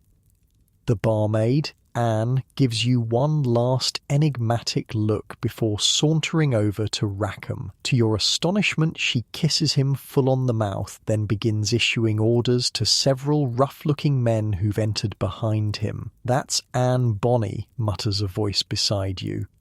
Fletcher has materialised on the adjacent stool, his own cup already empty. Rackham's woman. Rumour says she sailed with him on raids. A woman pirate? You scoff. That's just tavern talk. Fletcher shrugs. Maybe, but I've heard she's handier with a cutlass than most men, and she's got a temper that'd make Blackbeard think twice. You watch as Anne and Rackom exit the tavern, her arm wrapped possessively around his waist. There's something in her bearing, a confidence, a deadliness that makes you reconsider your skepticism. 2 weeks later, you're on the docks when Rackham's sloop returns to Nassau. Despite Roger's rule, certain captains still manage to operate from the island through bribes and careful timing of their arrivals and departures. Rackom is one of these, having cultivated useful contacts among the new administration. The sloop's crew disembarks, their faces showing the satisfied look of men returning from a successful venture. Among them, to your shock, is Anne Bonny, but not as the captain's woman staying safely aboard during battle. She's dressed in men's clothing, a cutlass at her hip and pistol tucked into her belt. Her hair is still long but now bound under a scarf, and her hands bear the calluses of someone who works the ropes and guns. "Told you," Fletcher says, appearing at your elbow. She's one of them, fights alongside the men. As if sensing your stare, Anne turns. Her eyes lock with yours across the dock, recognition flaring. Then she deliberately places her hand on her pistol, a clear warning to keep quiet about what you've seen. That night, curiosity draws you back to the spyglass. Rackom and his crew are celebrating their successful raid. Apparently, they'd taken a Spanish mercantile vessel off Cuba, a small prize but valuable enough to keep them supplied for months. Anne is back in women's clothing, moving among the tables, serving drinks as if she'd never left. The transformation is remarkable, from fearsome pirate to barmaid and back again. You wonder how many other patrons know her secret. "She wasn't the first, you know," says a voice at your table. You look up to find Fletcher again, this time accompanied by an older sailor named Matthews, the same who'd warned you about Blackbeard's changing nature months ago. "First what?" you ask, though you know exactly what he means. First woman to go pirating, Matthews elaborates. There was Mary Red before her, served in the British Army disguised as a man, then turned privateer, then pirate, whole life pretending to be something she wasn't. Old stories you dismiss, though you're intrigued. Not so old, Matthews insists. Word is she's sailing these waters now, still dressed as a man, most not knowing any different. If she's so well disguised, you challenge, how would anyone know? Matthews grins, revealing several missing teeth. Because, lad, the most interesting part of the story is yet to come. He leans forward conspiratorially. Rackom took a new crewman last month. Young fellow, keeps to himself. Good fighter, they say. Very good. Almost as if he'd spent a lifetime proving himself. The implication is clear, and your eyes automatically scan the tavern, looking for someone who might fit the description. Your gaze settles on a solitary figure in the corner, slight of build but wiry cropped hair, features that could be described as delicate for a man, but not remarkably so. That's Mark, Fletcher confirms, following your gaze. The one Matthews means. The person called Mark sits alone, nursing a single drink, watching the room with alert eyes. There's something in that watchfulness that reminds you of Anne, the same wariness, the same readiness for danger. So you're saying, you begin, not saying anything definite. Matthews cuts you off. Just telling stories, interesting stories about interesting people. The conversation moves to other topics, but you find your attention repeatedly drawn to the corner where Mark sits, and to Anne Bonny, moving confidently among the rowdy pirates, occasionally exchanging glances with Rackom that speak of genuine affection. A week passes. You've found temporary work repairing fishing boats, humble labour compared to your pirating days, but it keeps starvation at bay. One evening, returning from the boatyard, you take a shortcut through an alley behind the spyglass and stumble upon a scene that freezes you in place. Anne Bonny has a man pinned against the wall, her knife at his throat. The man is whimpering, blood already trickling from a cut on his cheek.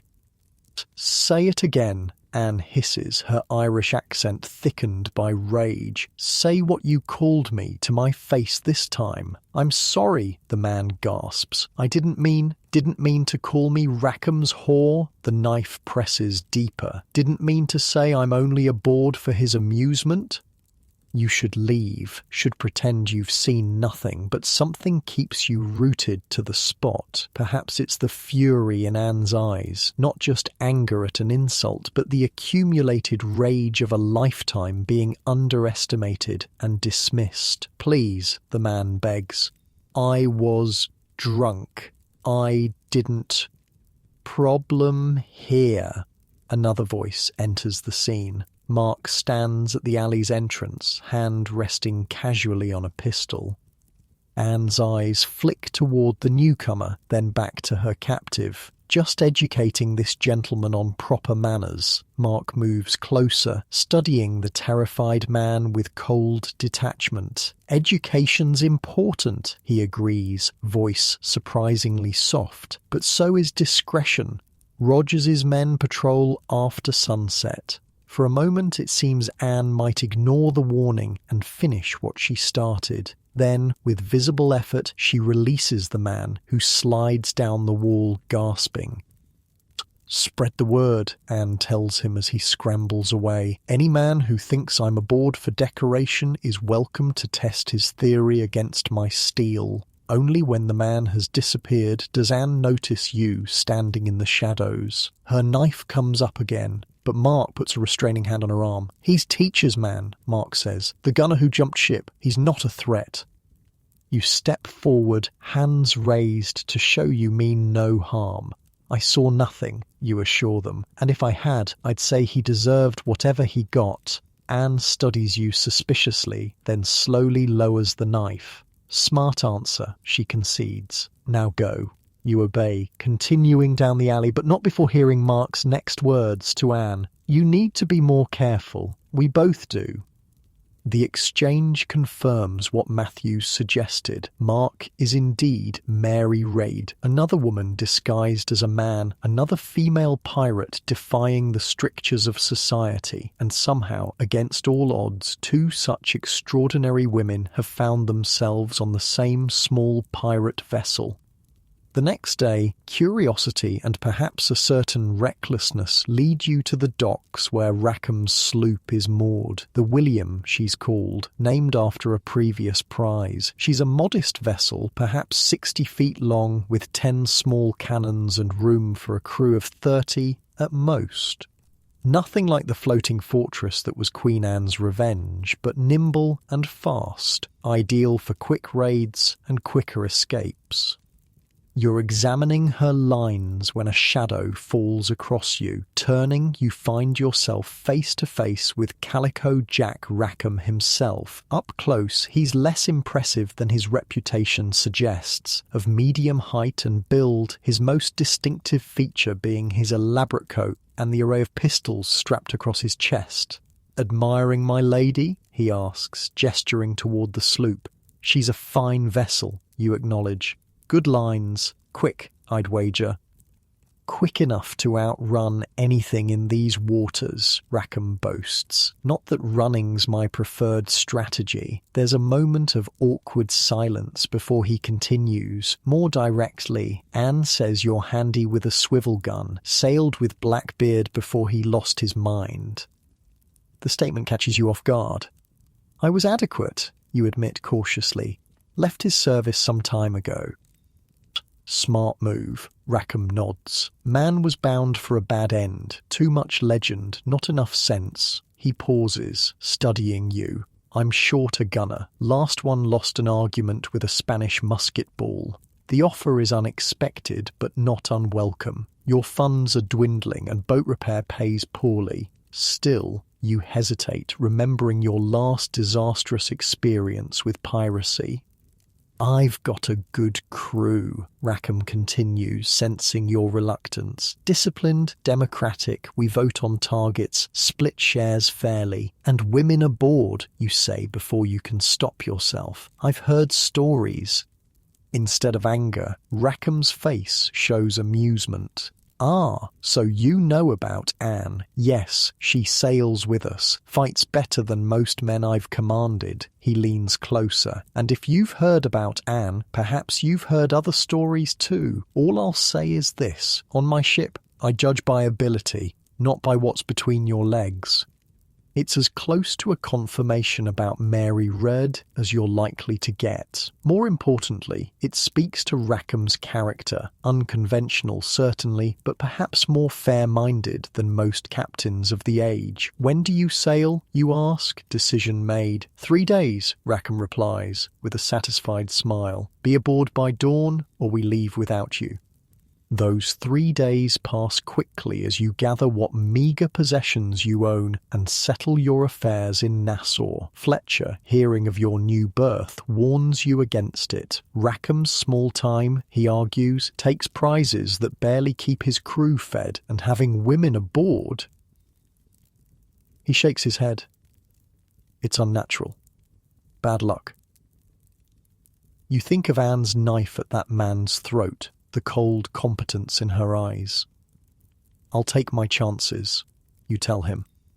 Dawn of the 3rd day finds you on the dock, sea bag over your shoulder. The William's crew is already busy preparing to sail, coiling ropes and stowing supplies. Anne is among them, back in men's clothing, working alongside the others without special treatment.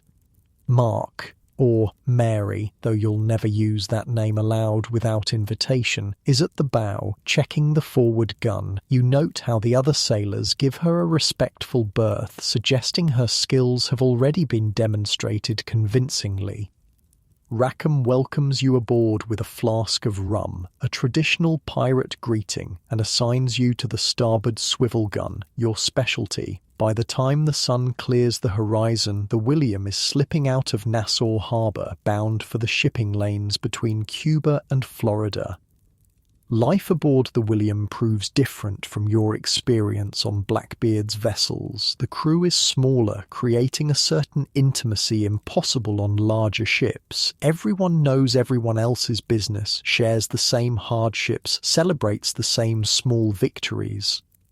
Rackom proves a capable captain, if not a brilliant one. He lacks Blackbeard's flair for the dramatic or his strategic genius, but he's fair, listens to his crew's input, and knows the Caribbean waters intimately. His relationship with Anne is obvious to all.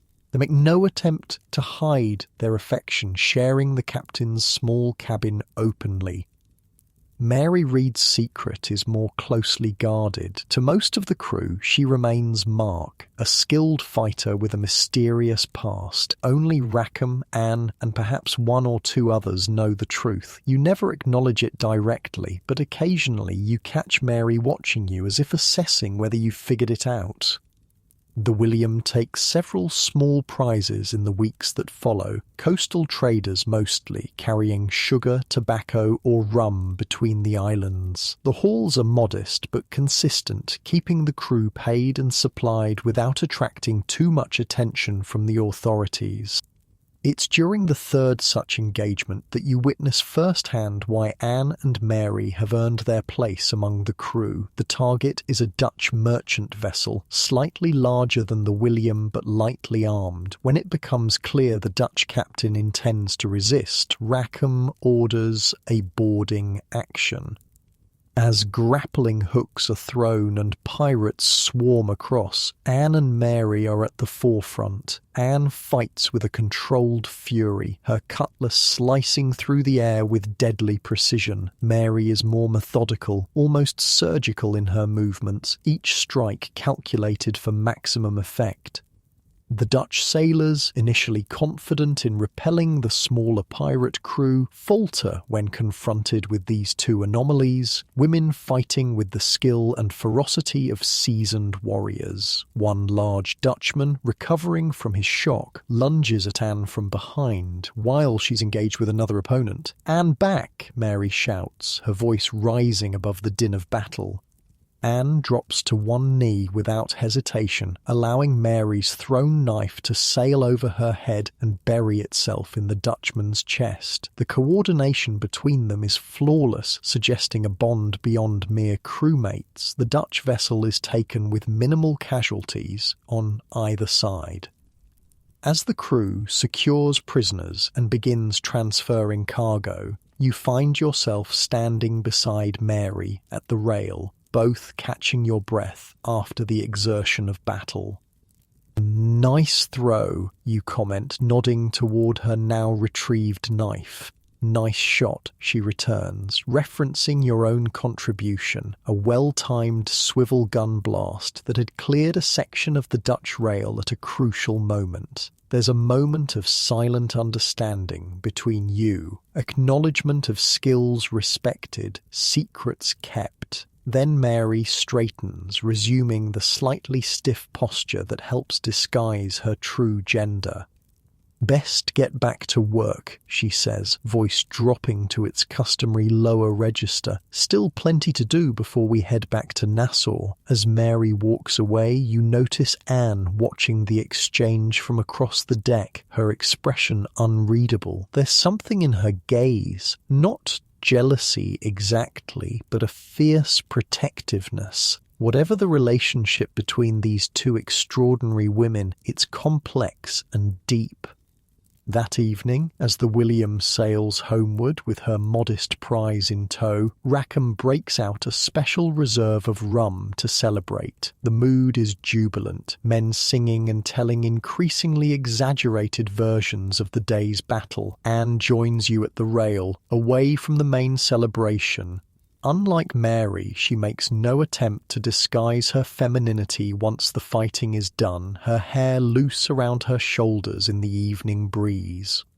"You're wondering about us," she says without preamble, "about Mary and me." You start at the direct use of Mary's true name, the first time you've heard it spoken aloud on the ship. "I'm wondering about a lot of things," you admit, "but it's not my business."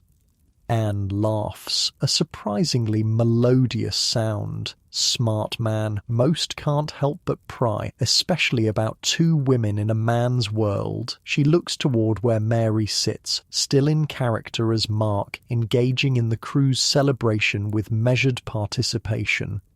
We found each other when everyone else would have us be something we're not, Anne continues, her voice softening. Mary spent her whole life pretending to be a man because the world gave her no choice. I refused to be just some man's wife or whore because the world said that's all I could be. She turns to face you directly. You sailed with Blackbeard, the great legend. Tell me, in all his fearsome glory, did he ever have to prove himself the way we do every single day? The question hangs in the air between you, unanswerable, because the answer is so obvious. Blackbeard, for all his carefully cultivated terror, had the natural advantage of being born male in a man's profession. These women have had to be twice as deadly, twice as fierce, just to earn a place on deck. I didn't think so, Anne says, reading your silence correctly. She pushes away from the rail. We'll reach Nassau tomorrow. Rackom plans to stay only long enough to sell our prize and resupply. Then we're bound for Cuba. Richer targets there. I'll be ready, you assure her. Anne studies you one last time. Good. Mary thinks you're trustworthy. I'm not entirely convinced, but I respect her judgment. With that parting shot, she rejoins the celebration, sliding naturally into place beside Rackom. You remain at the rail, contemplating what you've witnessed. In Blackbeard, you saw the end of something, the last spectacular flare of the golden age of piracy, burning bright but doomed to extinguish. In Anne Bonny and Mary Red, you see something different. Not an end, but a defiance, a refusal to accept the limitations imposed by society or circumstance. Their story, you sense, is still unfolding, and whatever happens next, it will be remarkable. What you cannot know, as the William sails through the moonlit Caribbean night, is how soon that story will reach its own dramatic climax, or that the fate awaiting these pirate queens will be both more merciful and more tragic than anyone could predict. October 1718. The air over Ocracoke Inlet hangs heavy and still like the calm before a hurricane. You stand at the bow of the William, watching the North Carolina coastline shimmer in the distance. 6 months have passed since you joined Rackham's crew, 6 months of moderate success and relative safety, but the world around you is changing. Ship coming in, Mary calls down from her position in the rigging. She's still maintaining her Mark persona, though among the core crew, her secret is an open one now. Sloop, moving fast. Rackom emerges from his cabin, spyglass already in hand. Colours? None yet, Mary answers. But her lines look familiar. The approaching vessel grows larger, and recognition dawns across Rackham's face. It's the Adventure, he says quietly. Israel Hand's ship. The name sends a chill through you. Israel Hands, once Blackbeard's trusted quartermaster, now captain of his own small sloop. The two of you had sailed together under Teach, and while not friends, there was a certain understanding between you. Think he's hunting us? Anne asks, appearing at Rackham's side, her hand resting casually on her pistol. If he were, he wouldn't approach so openly, Rackom reasons. No, he's bringing news. The Adventure draws alongside, and Hands himself calls across the narrowing gap between vessels. Permission to come aboard, Captain Rackom. Granted, Rackom responds after a moment's consideration, but come alone. Minutes later, Hands stands on the William's deck, his young face now weathered by sun and worry. His eyes widen briefly when he spots you, but he offers a curt nod of recognition before turning to Rackom. Teach is dead, he announces without preamble. The words land like physical blows. Whatever your complicated feelings about your former captain, Blackbeard had seemed immortal somehow, the embodiment of piracy itself. How? Rackom demands, voicing the question in everyone's mind. Hans' expression darkens. Lieutenant Maynard of the Royal Navy, Governor Spotswood of Virginia sent him with 2 sloops specifically to hunt Teach down. The crew gathers closer as Hans recounts the tale, how Blackbeard had been hiding in Ocracoke Inlet, how Maynard had approached under false colours, and how the ensuing battle had become the stuff of instant legend. Teach boarded Maynard's sloop thinking he'd already won. Hans explains, his voice hollow with the memory. But Maynard had hidden most of his men below decks. They swarmed out and surrounded the captain. And Teach surrendered? Someone asks incredulously. Hans barks a harsh laugh. Blackbeard? Surrender? No. He fought like a demon, broke Maynard's sword with a bare hand, took 20 cutlass wounds and 5 pistol shots before he fell. A respectful silence follows this recounting. Say what you will about Edward Teach's methods or madness. He died as he lived, defiantly, dramatically, cementing his legend with his final breath. After he fell, Hans continues, Maynard took his head, hung it from the bowsprit as a warning to other pirates. Anne makes a disgusted sound. Barbaric. That's not all, Hans says, his eyes now scanning the gathered crew. Spotswood has declared open season on all pirates, the new governor's offering huge bounties, £500 for captains, 100 for officers. Nothing new there, Rackom dismisses with forced casualness. Pirates have always been hunted. Not like this, Hans insists. They're coordinating now. Royal Navy, colonial governors, even privateer hunters specifically commissioned to track us down. The old havens are gone or watched. Nassau, Tortuga, Port Royal, nowhere's safe anymore. You glance at Rackom, seeing the calculation behind his eyes. The William has been operating in a grey area, taking prizes but keeping a low profile, bribing officials when necessary. But if the hunting season has truly intensified, as Hans suggests, such half measures may no longer suffice. What about you? Rackom asks Hans. Why aren't you running? A shadow crosses the young captain's face. I'm done with piracy, taking the king's pardon while it's still being offered. Thought you might want to consider the same. Rackom bristles visibly at the suggestion. I took the pardon once before, found the honest life didn't suit me. Your choice, Hans shrugs. But things are different now. The golden age is ending, Jack. Teach was the greatest of us, and they took his head like it was nothing. After Hans departs, an uneasy mood settles over the William. The crew breaks into small groups, discussing the news in hushed tones. Even Anne seems subdued, her usual fierce confidence temporarily dimmed. You find Mary alone at the stern, staring out at the adventure as it disappears over the horizon. You knew him, didn't you? She asks without turning. Blackbeard. Sailed with him. For a time, you acknowledge, before Charleston. What was he really like, behind the legend? You consider the question, trying to separate the man from the myth he'd so carefully constructed. Calculating, always calculating, every action designed for maximum effect, but there was something genuine in him too, a true belief in the pirate's way, freedom from authority, governance by consent, equal shares in risk and reward. Mary nods slowly, and now they've killed him for it. They killed him because he challenged them too openly, you correct, made himself too big a target.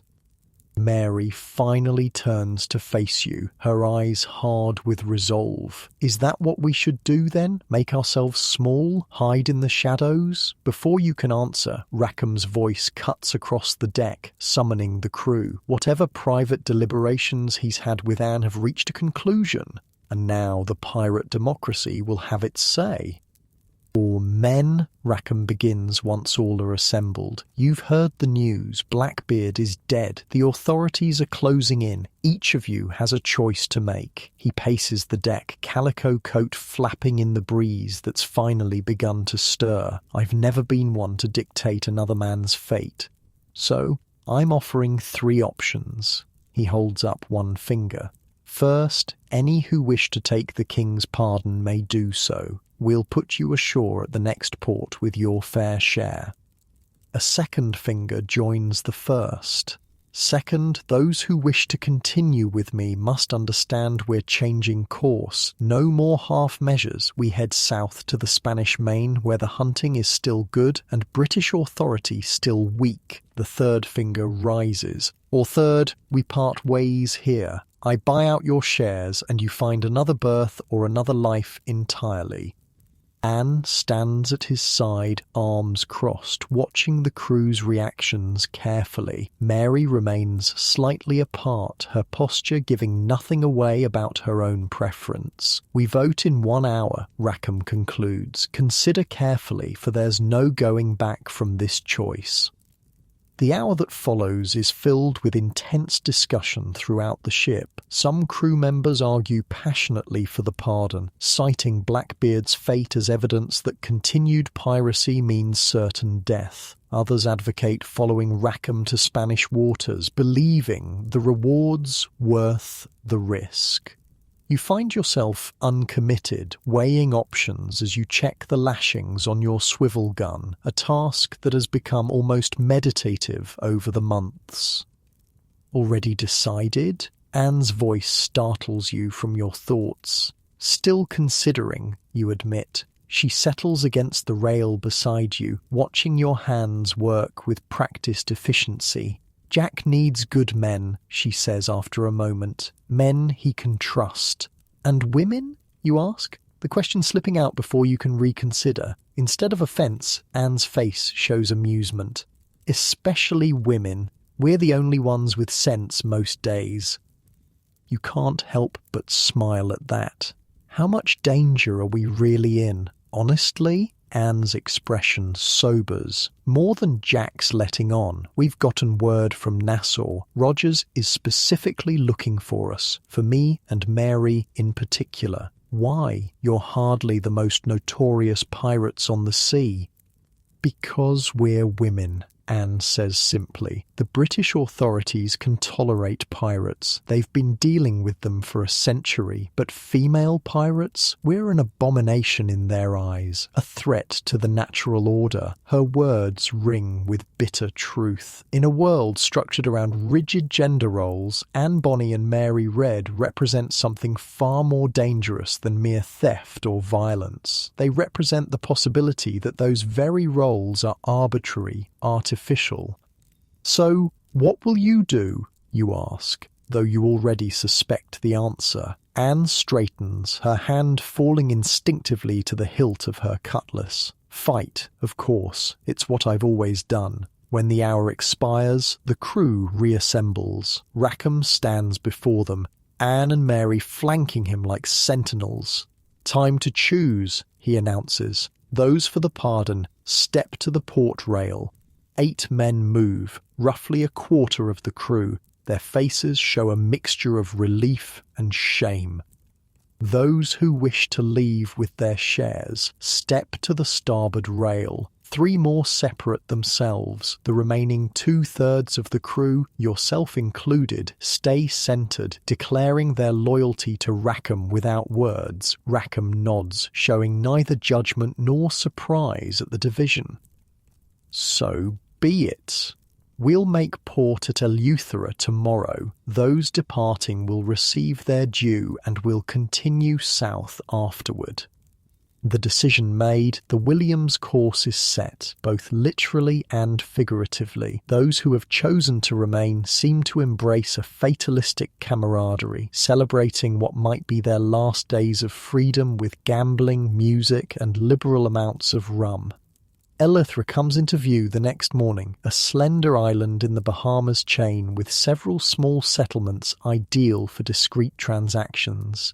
The William anchors in a sheltered cove, and preparations begin for the crew's fragmentation. As shares are calculated and possessions gathered, you notice Mary deep in conversation with Anne near the bow. Their body language suggests disagreement, Mary's stance rigid, Anne's gestures animated. Whatever the dispute, it ends abruptly when they notice your attention, both women turning away to separate tasks. Rackom oversees the departures personally, shaking each man's hand regardless of their choice. It's a peculiarly civilized end to their association, reflecting the democratic principles that have always been central to pirate governance. By midday, the William is lighter by 11 men and several chests of coin. Those remaining have a sense of grim purpose as they prepare to set sail for Spanish waters, a journey that will take them beyond the relative safety of the Bahamas and into more dangerous seas. Last chance to change your mind, Fletcher says, having appeared on the dock just as preparations for departure are being completed. You hadn't seen him since Nassau, hadn't known he was on Eleuthera. Thought you'd have taken the pardon by now, you reply, genuinely surprised to see him. Fletcher shrugs, considered it, but turns out most honest captains don't want former pirates on their crew, pardon or no. Limited options for men like us. There's something in his manner, a nervous energy, eyes that don't quite meet yours, that raises your suspicions. What brings you to Eleuthera, specifically? Fletcher's answer is cut off by a shout from the William. Sails multiple vessels approaching from the north. You turn to look and your blood runs cold. 3 ships are visible on the horizon, their silhouettes unmistakably military. Sleek sloops designed for hunting pirates, moving with the coordinated precision that comes from naval training. Royal Navy, you breathe, the realization hitting like a physical blow. Fletcher's discomfort now makes terrible sense. "I'm sorry," he mutters, already backing away. The bounty, £500 for Rackom. Betrayal. Fletcher has sold out his former comrades for the price on Rackham's head. The knowledge burns, but there's no time for retribution. You sprint back to the William where chaos has erupted. "Cut the anchor cable," Rackom is shouting. "All hands to sails. We can outrun them if we catch the offshore wind." The crew works with desperate efficiency, knowing what capture means. The William begins to move, sluggishly at first, then with increasing speed as her sails catch the afternoon breeze. For a brief, hopeful moment, it seems escape might be possible. The pirate sloop is lighter and more manoeuvrable than the Navy vessels, and Rackom knows these waters intimately. Then fate intervenes. The wind shifts, suddenly and catastrophically, swinging around to blow directly from the south, exactly the direction of your intended escape. The William's sails go slack, then fill again with pathetic slowness as Rackom orders a desperate tack. "We can't outrun them now," Mary states flatly from beside you. "Not against this wind." Anne appears on your other side, her face set in grim determination. "Then we fight."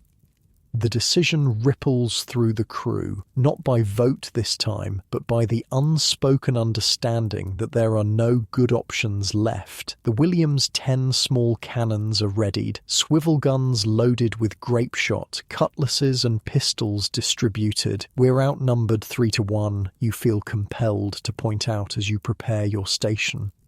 "Wouldn't be the first time," Mary replies with a tight smile. "Besides, they'll want to take us alive if possible. Prize money's better for live pirates." It's cold comfort as the Navy sloops bear down on your position. Their approach is textbook naval tactics. 1 vessel directly pursuing, the other 2 spreading out to cut off escape routes. Whoever commands them knows their business.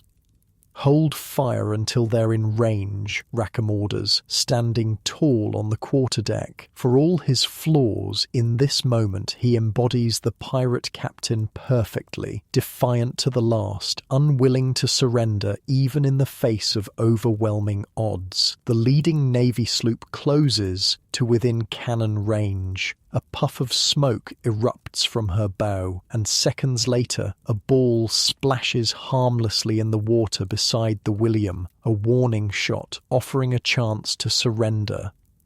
Rackham's response is unequivocal. "Fire," he commands, and the William's starboard guns roar in defiance. The battle that follows is brief but fierce. The William manages to damage one Navy sloop's rigging with a lucky shot, temporarily taking her out of the fight.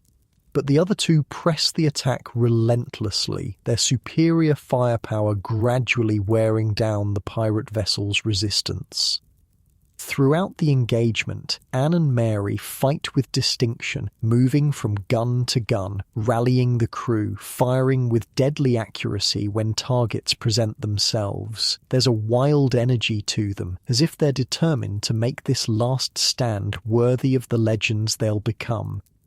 The end comes not with a dramatic explosion or a heroic last charge, but with the grinding inevitability of mathematics. The William, outnumbered and outgunned, simply cannot inflict damage fast enough to overcome her attackers. When British Marines finally swarm aboard, barely half the pirate crew remains standing to resist them. What happens next enters pirate lore as one of its most ignominious chapters. While Anne and Mary fight on, standing back to back on the quarterdeck and repelling multiple attackers, Rackom and most of the surviving crew surrender with barely a struggle. Whether broken by the overwhelming odds or simply accepting the inevitable, the contrast between the women's fierce resistance and the men's capitulation could not be more stark. "Cowards," Anne screams at her lover as he's led away in chains. "If you'd fought like a man, you wouldn't be hanged like a dog." Her words echo across the blood-spattered deck, ensuring that whatever else history remembers of Calico Jack Rackom, his surrender while his women continued fighting will forever taint his legacy. In the end, even Anne and Mary are overwhelmed by sheer numbers. Disarmed and bound, they stand defiant as the British captain approaches. It's only then that Mary's true gender is revealed to the broader world, her cap knocked away in the struggle, her bindings emphasizing what her loose clothing had concealed. "What devilry is this?" the British captain demands, confronted with not one but two female pirates among his captives. "No devilry," Mary answers, straightforward even in defeat. "Just women doing what men lacked the stomach for." The British are scandalised, fascinated, and ultimately vindictive in their treatment of these anomalies. The survivors, yourself included, are chained in the hold of the largest Navy sloop for transport to Jamaica, where the Crown's justice awaits. The journey passes in miserable conditions, dark, cramped, with minimal food and water. The only blessing is that Anne and Mary are kept separate from the male prisoners, sparing them some of the indignities that might otherwise have befallen them. Jamaica, when you finally arrive, is a stark contrast to the wild freedom of Nassau or the untamed beauty of Eleuthera. Spanish Town, the island's capital, is a rigidly organised colonial outpost where British authority is absolute and unquestioned. The trial is a formality, its outcome predetermined. Calico Jack Rackom, Anne Bonny, Mary Red and the surviving crew of the William are all convicted of piracy, a capital offence. The sentence is death by hanging, to be carried out within the month. It's in the aftermath of this verdict that the most extraordinary twist occurs. Called back before the court for final sentencing, Anne and Mary deliver a bombshell that temporarily stays their execution. "My lord," Anne addresses the judge with unexpected formality. "I plead my belly." "As do I," Mary adds, standing straight-backed beside her companion. The archaic legal phrase, declaring pregnancy, invokes one of the few protections afforded to women under British law. A pregnant woman cannot be executed until after giving birth, lest an innocent life be taken along with the guilty. The judge, visibly annoyed at this complication, orders an examination by a jury of matrons. Their conclusion, delivered the next day, confirms both women's claims. The executions of Anne Bonny and Mary Red are stayed indefinitely, while Rackom and the male crew members remain scheduled to hang. The night before Rackham's execution, Anne is permitted a brief visit to his cell, a rare concession granted perhaps out of morbid curiosity by the authorities. What passes between them, none can say with certainty. Some accounts claim she berated him again for his cowardice, others that they shared a tender farewell despite all that had occurred. What is known is Anne's reported last words to the man she had once loved enough to abandon society for. "I'm sorry to see you here, but if you had fought like a man, you need not hang like a dog." The following dawn, Calico Jack Rackom and his crew are led to the gallows at Gallows Point, a narrow spit of land outside Port Royal, where pirates have been executed for generations. The spectacle draws a substantial crowd, executions being one of the few public entertainments available in colonial Jamaica. From your own cell, awaiting your turn at the noose, you can hear the distant cheers as each man drops. Rackom, given the privilege of dying last as befits a captain, reportedly faces his end with unexpected dignity. His final request for a drink of rum is granted, after which he is reported to have said, "Well, I've had a short life and a merry one."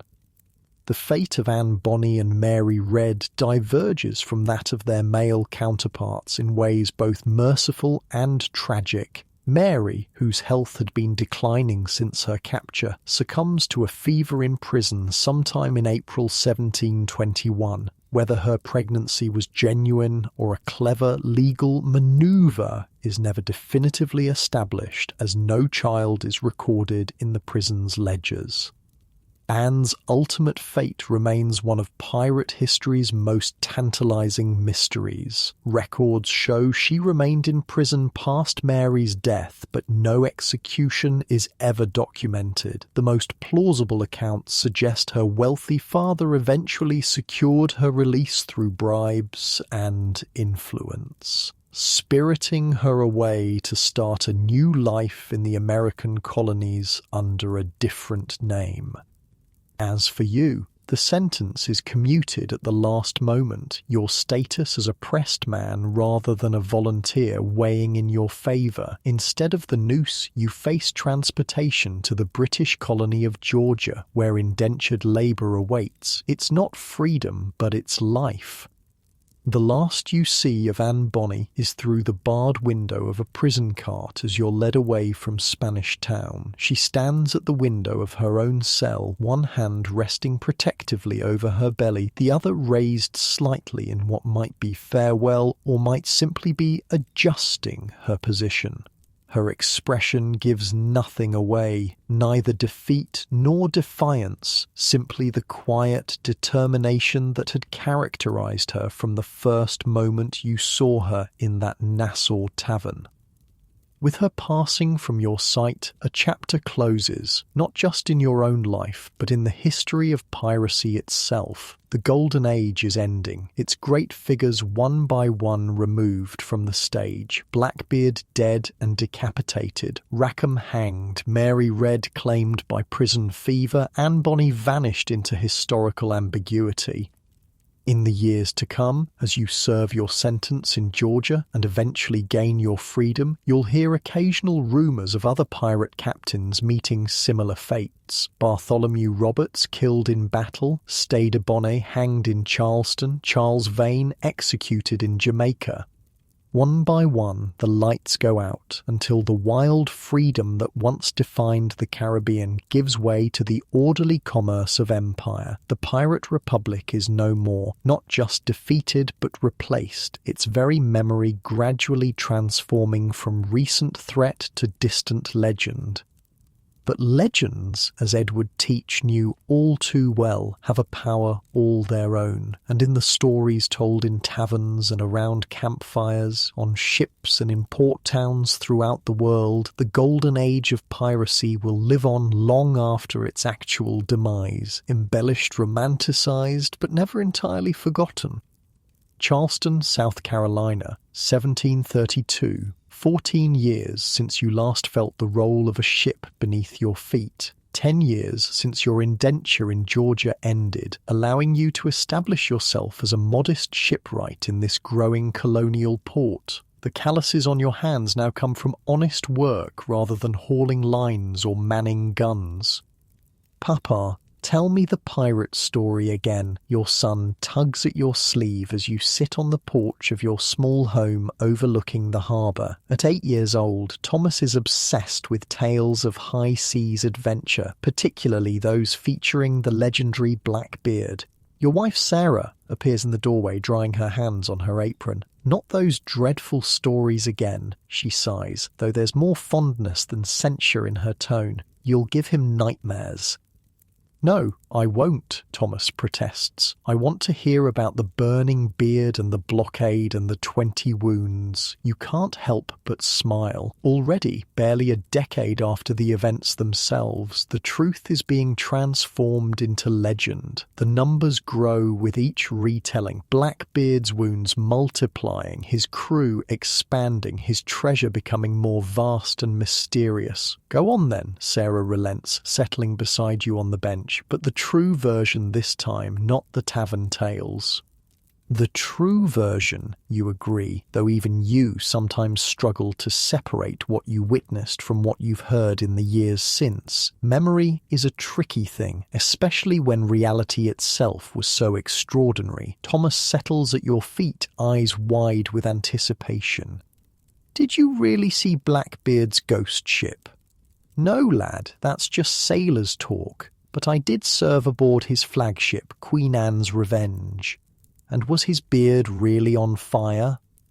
Not exactly on fire. He wove slow-burning matches into it, like fuses, you know? The smoke made him look like a devil rising from hell itself. Your son shivers deliciously at this image. And did he really bury treasure all over the islands? This question makes you laugh.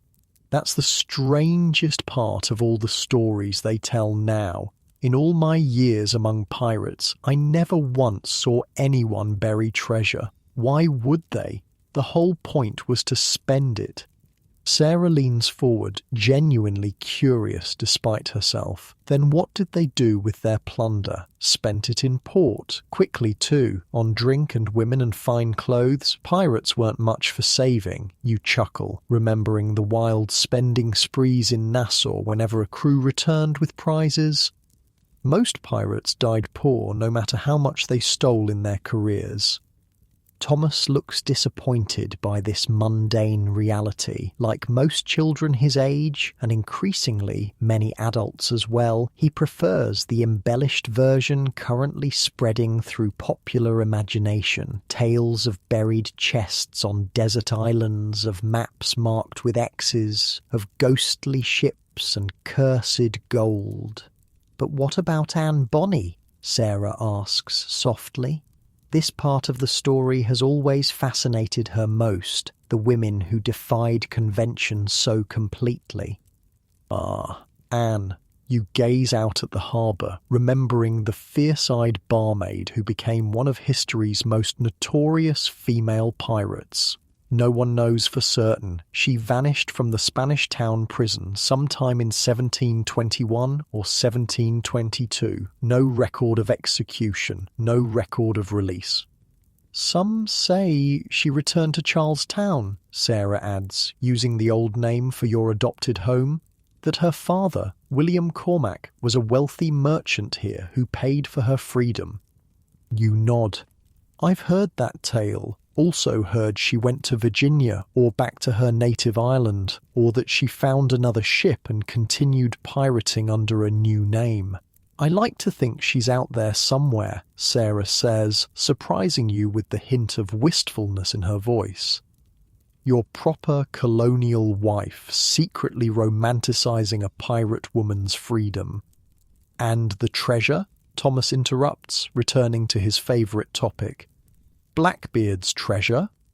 If Teach had any great store of treasure, he kept it secret even from his crew, you tell him honestly. Most likely whatever hadn't been spent was lost when Queen Anne's revenge ran aground. This historical truth rarely satisfies anyone these days. In taverns across the colonies, you've heard the growing legends that Blackbeard amassed a vast hoard, that he buried it somewhere along the Carolina coast or on a remote island, that it remains undiscovered to this day. People need these myths, you've come to realise. They need to believe that untold riches await discovery, that freedom and fortune might still be obtained through one lucky find. The mundane reality that most pirates lived brief, violent lives of relative poverty, punctuated by brief extravagance, serves no one's dreams. Mr. Harrison to see you, sir. Your housemaid interrupts these reflections, gesturing toward a well-dressed gentleman waiting at your garden gate. Send him in, Martha, you reply, curious about this unexpected visitor. Benjamin Harrison is a local printer and bookseller, a cultured man with connections to London publishing houses. As he approaches, he carries a leather portfolio under one arm with an air of barely contained excitement. Forgive the intrusion, Harrison begins after introductions and pleasantries are exchanged. But I've received something from London that I thought might interest you, given your former associations. He opens the portfolio and withdraws a freshly printed book, its binding still stiff with newness. The title page reads, A General History of the Robberies and Murders of the Most Notorious Pirates by Captain Charles Johnson. It's just been published, Harrison explains, handling the volume with reverence. The talk of London, they say, the first complete account of the late pirate troubles in these waters. You accept the book, your heart quickening despite yourself. Flipping through the pages, you find chapter headings dedicated to familiar names. Teach, Bonnet, Rackom, Vane. There are even sections on Anne Bonny and Mary Read, the female pirates, as the author styles them. I thought, given your expertise in shipbuilding and your rumoured experiences during that period, you might offer an assessment of its accuracy, Harrison continues diplomatically. Your past is an open secret in Charleston, not advertised, but known to those who care to investigate. I'd be happy to review it, you agree, already engrossed in the chapter on Blackbeard. The account is surprisingly detailed, matching much of what you witnessed personally. Other sections, however, seem heavily embellished, particularly the dialogue attributed to pirates, long dead. I should warn you, Harrison adds as he prepares to leave. There's considerable debate about this Captain Johnson. Some suggest he may be Daniel Defoe writing under a pseudonym. Defoe? The man who wrote Robinson Crusoe? Harrison nods. The very same. He has a novelist's touch, you'll notice. The facts are generally sound from what I've heard, but arranged for maximum dramatic effect. After he departs, you settle back with the book. Sarah reading over your shoulder while Thomas plays nearby. The sun sets over Charleston Harbour, painting the water gold and crimson as you lose yourself in this printed version of your own past. Much of it aligns with your experiences, the democratic nature of pirate crews, the articles they lived by, the hardships of life at sea. Other elements have already begun transforming into myth. Blackbeard's fearsome appearance is exaggerated beyond even his own careful cultivations. Stade Bonny becomes more hapless, Anne Bonny more vicious, Mary Red more noble.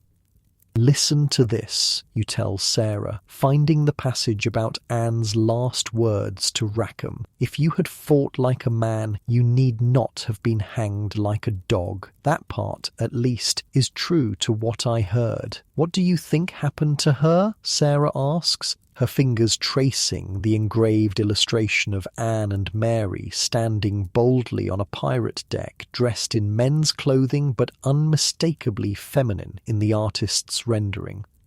If I had to guess, her father's money and connections got her released quietly, on condition she leave the Caribbean forever. She was nobly born after all, despite her choices. And the child she was carrying? Rackham's child? You shrug. No record of a birth in the prison. Either she lost it, or it was born in secret and raised elsewhere, Sarah finishes, the romantic in her preferring this version. Perhaps in Charlestown, you suggest with a small smile. There are many children here with mysterious origins. The comment earns you a playful swat from your wife. Don't start that rumour. We've respectability to maintain now. Respectability. Such a foreign concept to the men and women you once sailed with. Blackbeard deliberately cultivated terror instead. Anne Bonny rejected female respectability entirely. Even Stade Bonny abandoned a respectable plantation owner's life for the freedom of piracy. That night, after Thomas is asleep and Sarah has retired, you remain on the porch with a lantern, continuing to read Johnson's history. The chapter on Mary Read particularly captures your attention. Johnson portrays her sympathetically, a woman forced by circumstance to disguise herself as a man, finding in that disguise a freedom unattainable to her as a woman. The account of her death rings true to what you'd heard. Fever taking her in prison before she could face the gallows. A small mercy, perhaps. At least she died as herself, her true identity acknowledged, rather than as the fiction she'd lived for so many years. Reading on, you're struck by how rapidly the world has changed since those wild days in Nassau. The Pirate Republic lasted barely 3 years, from 1716 to 1718, before Woodes Rogers arrived with his pardons and gallows. The great pirate captains, Teach, Rackom, Vane, Bonny, were all dead by 1721. The golden age of piracy, so-called, burned bright but brief. Yet here, barely a decade later, those events are already being mythologized in print. Johnson's history, whatever its accuracies or inventions, will likely define how future generations understand that period. The messy, complex reality you lived through is being transformed into something cleaner, more narrative, with clear heroes and villains. Even the pirates' deaths are being rewritten. Johnson describes Blackbeard's final battle in terms Homer might have used for a Greek hero, outnumbered but defiant, fighting to the last breath, his body riddled with wounds, yet somehow continuing to battle until finally overcome. The reality, as Hans described it to you aboard the William, was likely less poetic but no less impressive. 20 wounds and 5 pistol shots, perhaps exaggerated in number, but the essence remains true. Teach died as he lived, violently and dramatically, securing his legend with his final actions. A knock at your garden gate interrupts these reflections. It's well past midnight, an unusual hour for visitors. Cautiously, you approach, lantern held high. "Who's there?" you call, one hand instinctively reaching for the knife you no longer carry. "An old friend," comes the response, the voice vaguely familiar despite the years. The figure that steps into your lantern light is weathered by time and hardship, but unmistakable nonetheless. Fletcher, the man who betrayed Rackham's crew to the authorities, who sold out his comrades for bounty money. "You have some nerve," you say coldly, "showing your face here." Fletcher raises his hands in a placating gesture. Not here for trouble, just passing through, heard you'd settled here, thought you might want news. What news could you possibly have that would interest me? News of Anne Bonny. Despite yourself, your interest is piqued. Anne's been dead or vanished for a decade. Fletcher shakes his head. Not dead and not as vanished as most believe. You study him skeptically. Fletcher was always a man with angles, always working some scheme or another, but there's something in his expression now, a sincerity unusual for him, or perhaps just the mellowing effect of age. Come inside, you decide, but quietly. My family's sleeping. In your small parlour, Fletcher looks out of place, his seafarer's clothes worn but practical, his skin tanned to leather by years under tropical suns. He declines rum but accepts water, drinking deeply before speaking. I saw her, he says simply, in Havana 3 years ago. Cuba? That's Spanish territory? Fletcher nods. Precisely why it's perfect, beyond British jurisdiction. And you're certain it was her?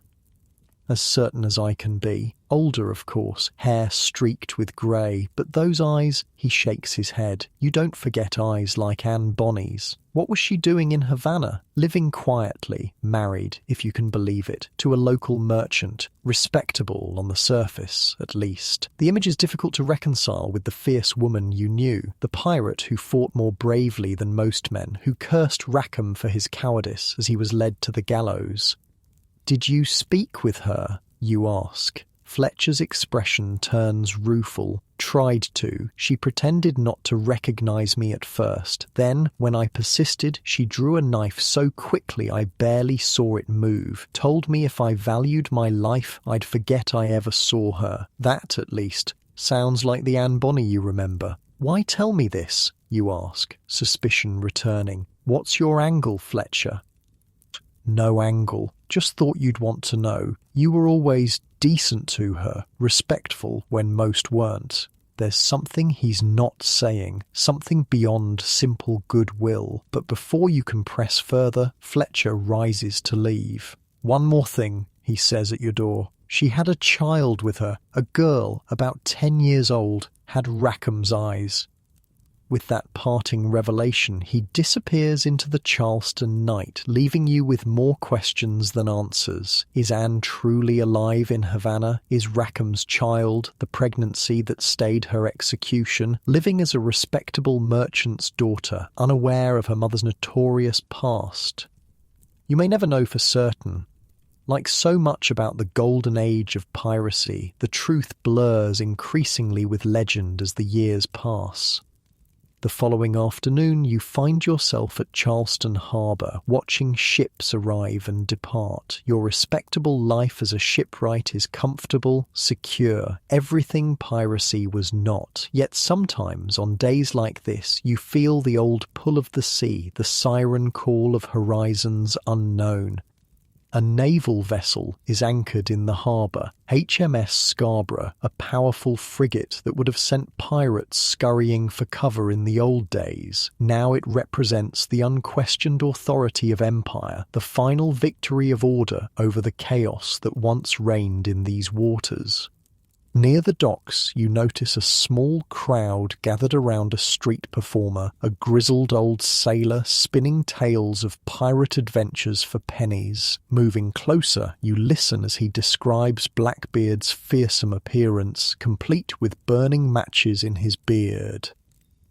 And when they finally cornered him at Ocracoke, the old salt declares dramatically, it took 20 men to bring him down, and he'd already killed 10 with his bare hands. The crowd gasps appreciatively at this blatant exaggeration. The real number was impressive enough. Did the legend really need such embellishment? Yet you say nothing, dropping a penny in the man's cup before moving on. Let them have their myths, the reality, the cramped foul-smelling quarters, the constant hunger and thirst, the terror of naval pursuit, the brutal deaths would make for less entertaining street theatre. That evening, you finish reading Johnson's history, including his reflections on why the golden age of piracy flourished and why it ultimately failed. His conclusions align largely with your own experiences, that piracy arose from specific historical conditions that no longer exist. The War of Spanish Succession created thousands of trained privateers who suddenly found themselves unemployed when peace was declared. Nassau provided a perfect base of operations, ungoverned and strategically located. The wealth flowing from Spanish colonies offered tempting targets. And the harsh conditions aboard naval and merchant vessels made the relative freedom of pirate life appealing to many sailors.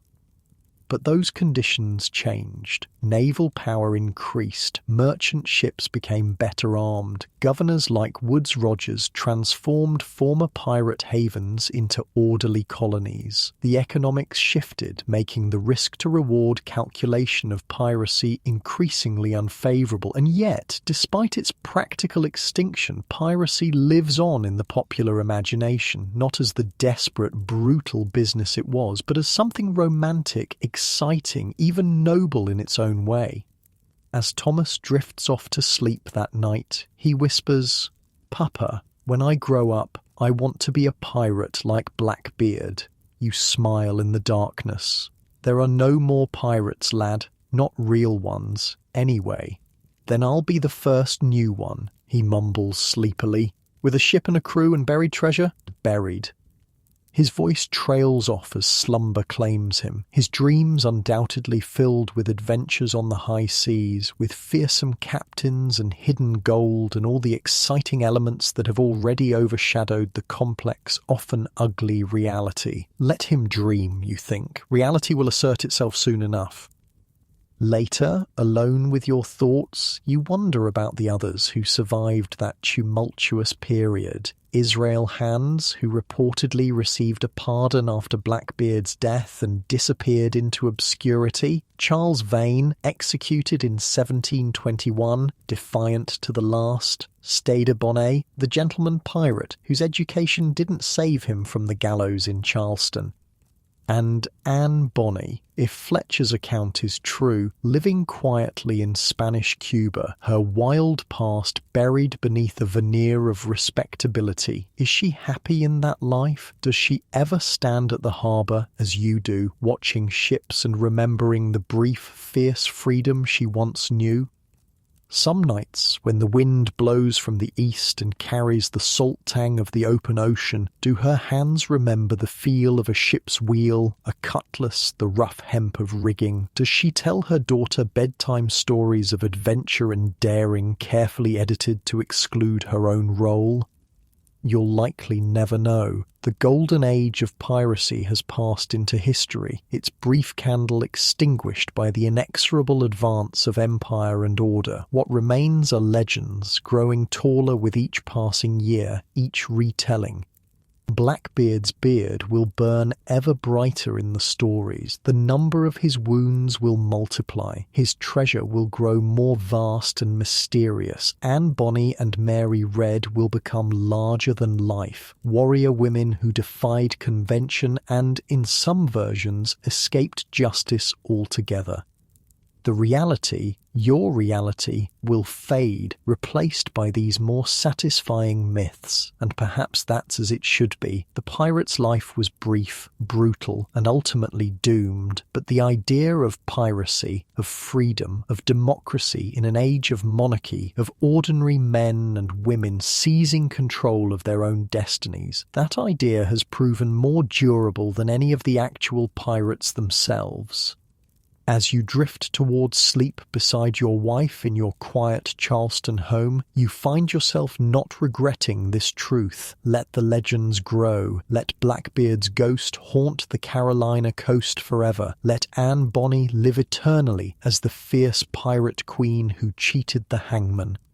The truth had its moment, brief, glorious, terrible. Now is the time for legend, for myth, for the stories that will be told around campfires and in taverns for generations to come. Stories of the time when pirates ruled the waves, when Nassau stood as a republic of outlaws, when men and women seized freedom by force of arms and lived by their own rules, however briefly. The golden age of piracy may be over, but its golden dreams will sail on forever. Your own dreams that night are of turquoise waters and black flags, of the creak of wooden ships and the crack of canvas in the wind, of Nassau in its wild glory, of Queen Anne's revenge at full sail, of Bonny standing defiant on the quarterdeck of the William. Not as they truly were, perhaps, but as they will be remembered, as they deserve to be remembered. Not just pirates, but pioneers of a sort, flawed, violent, doomed, but free in a world that offered precious little freedom to those not born to privilege. Their world has passed away, replaced by the ordered commerce of empire, but somewhere in some small corner of the human spirit the black flag still flies, and the pirate's code, crude but fair, harsh but democratic, still offers its tantalizingly simple articles. Every man has a vote. Every man has a fair share. Every man has the right to be heard.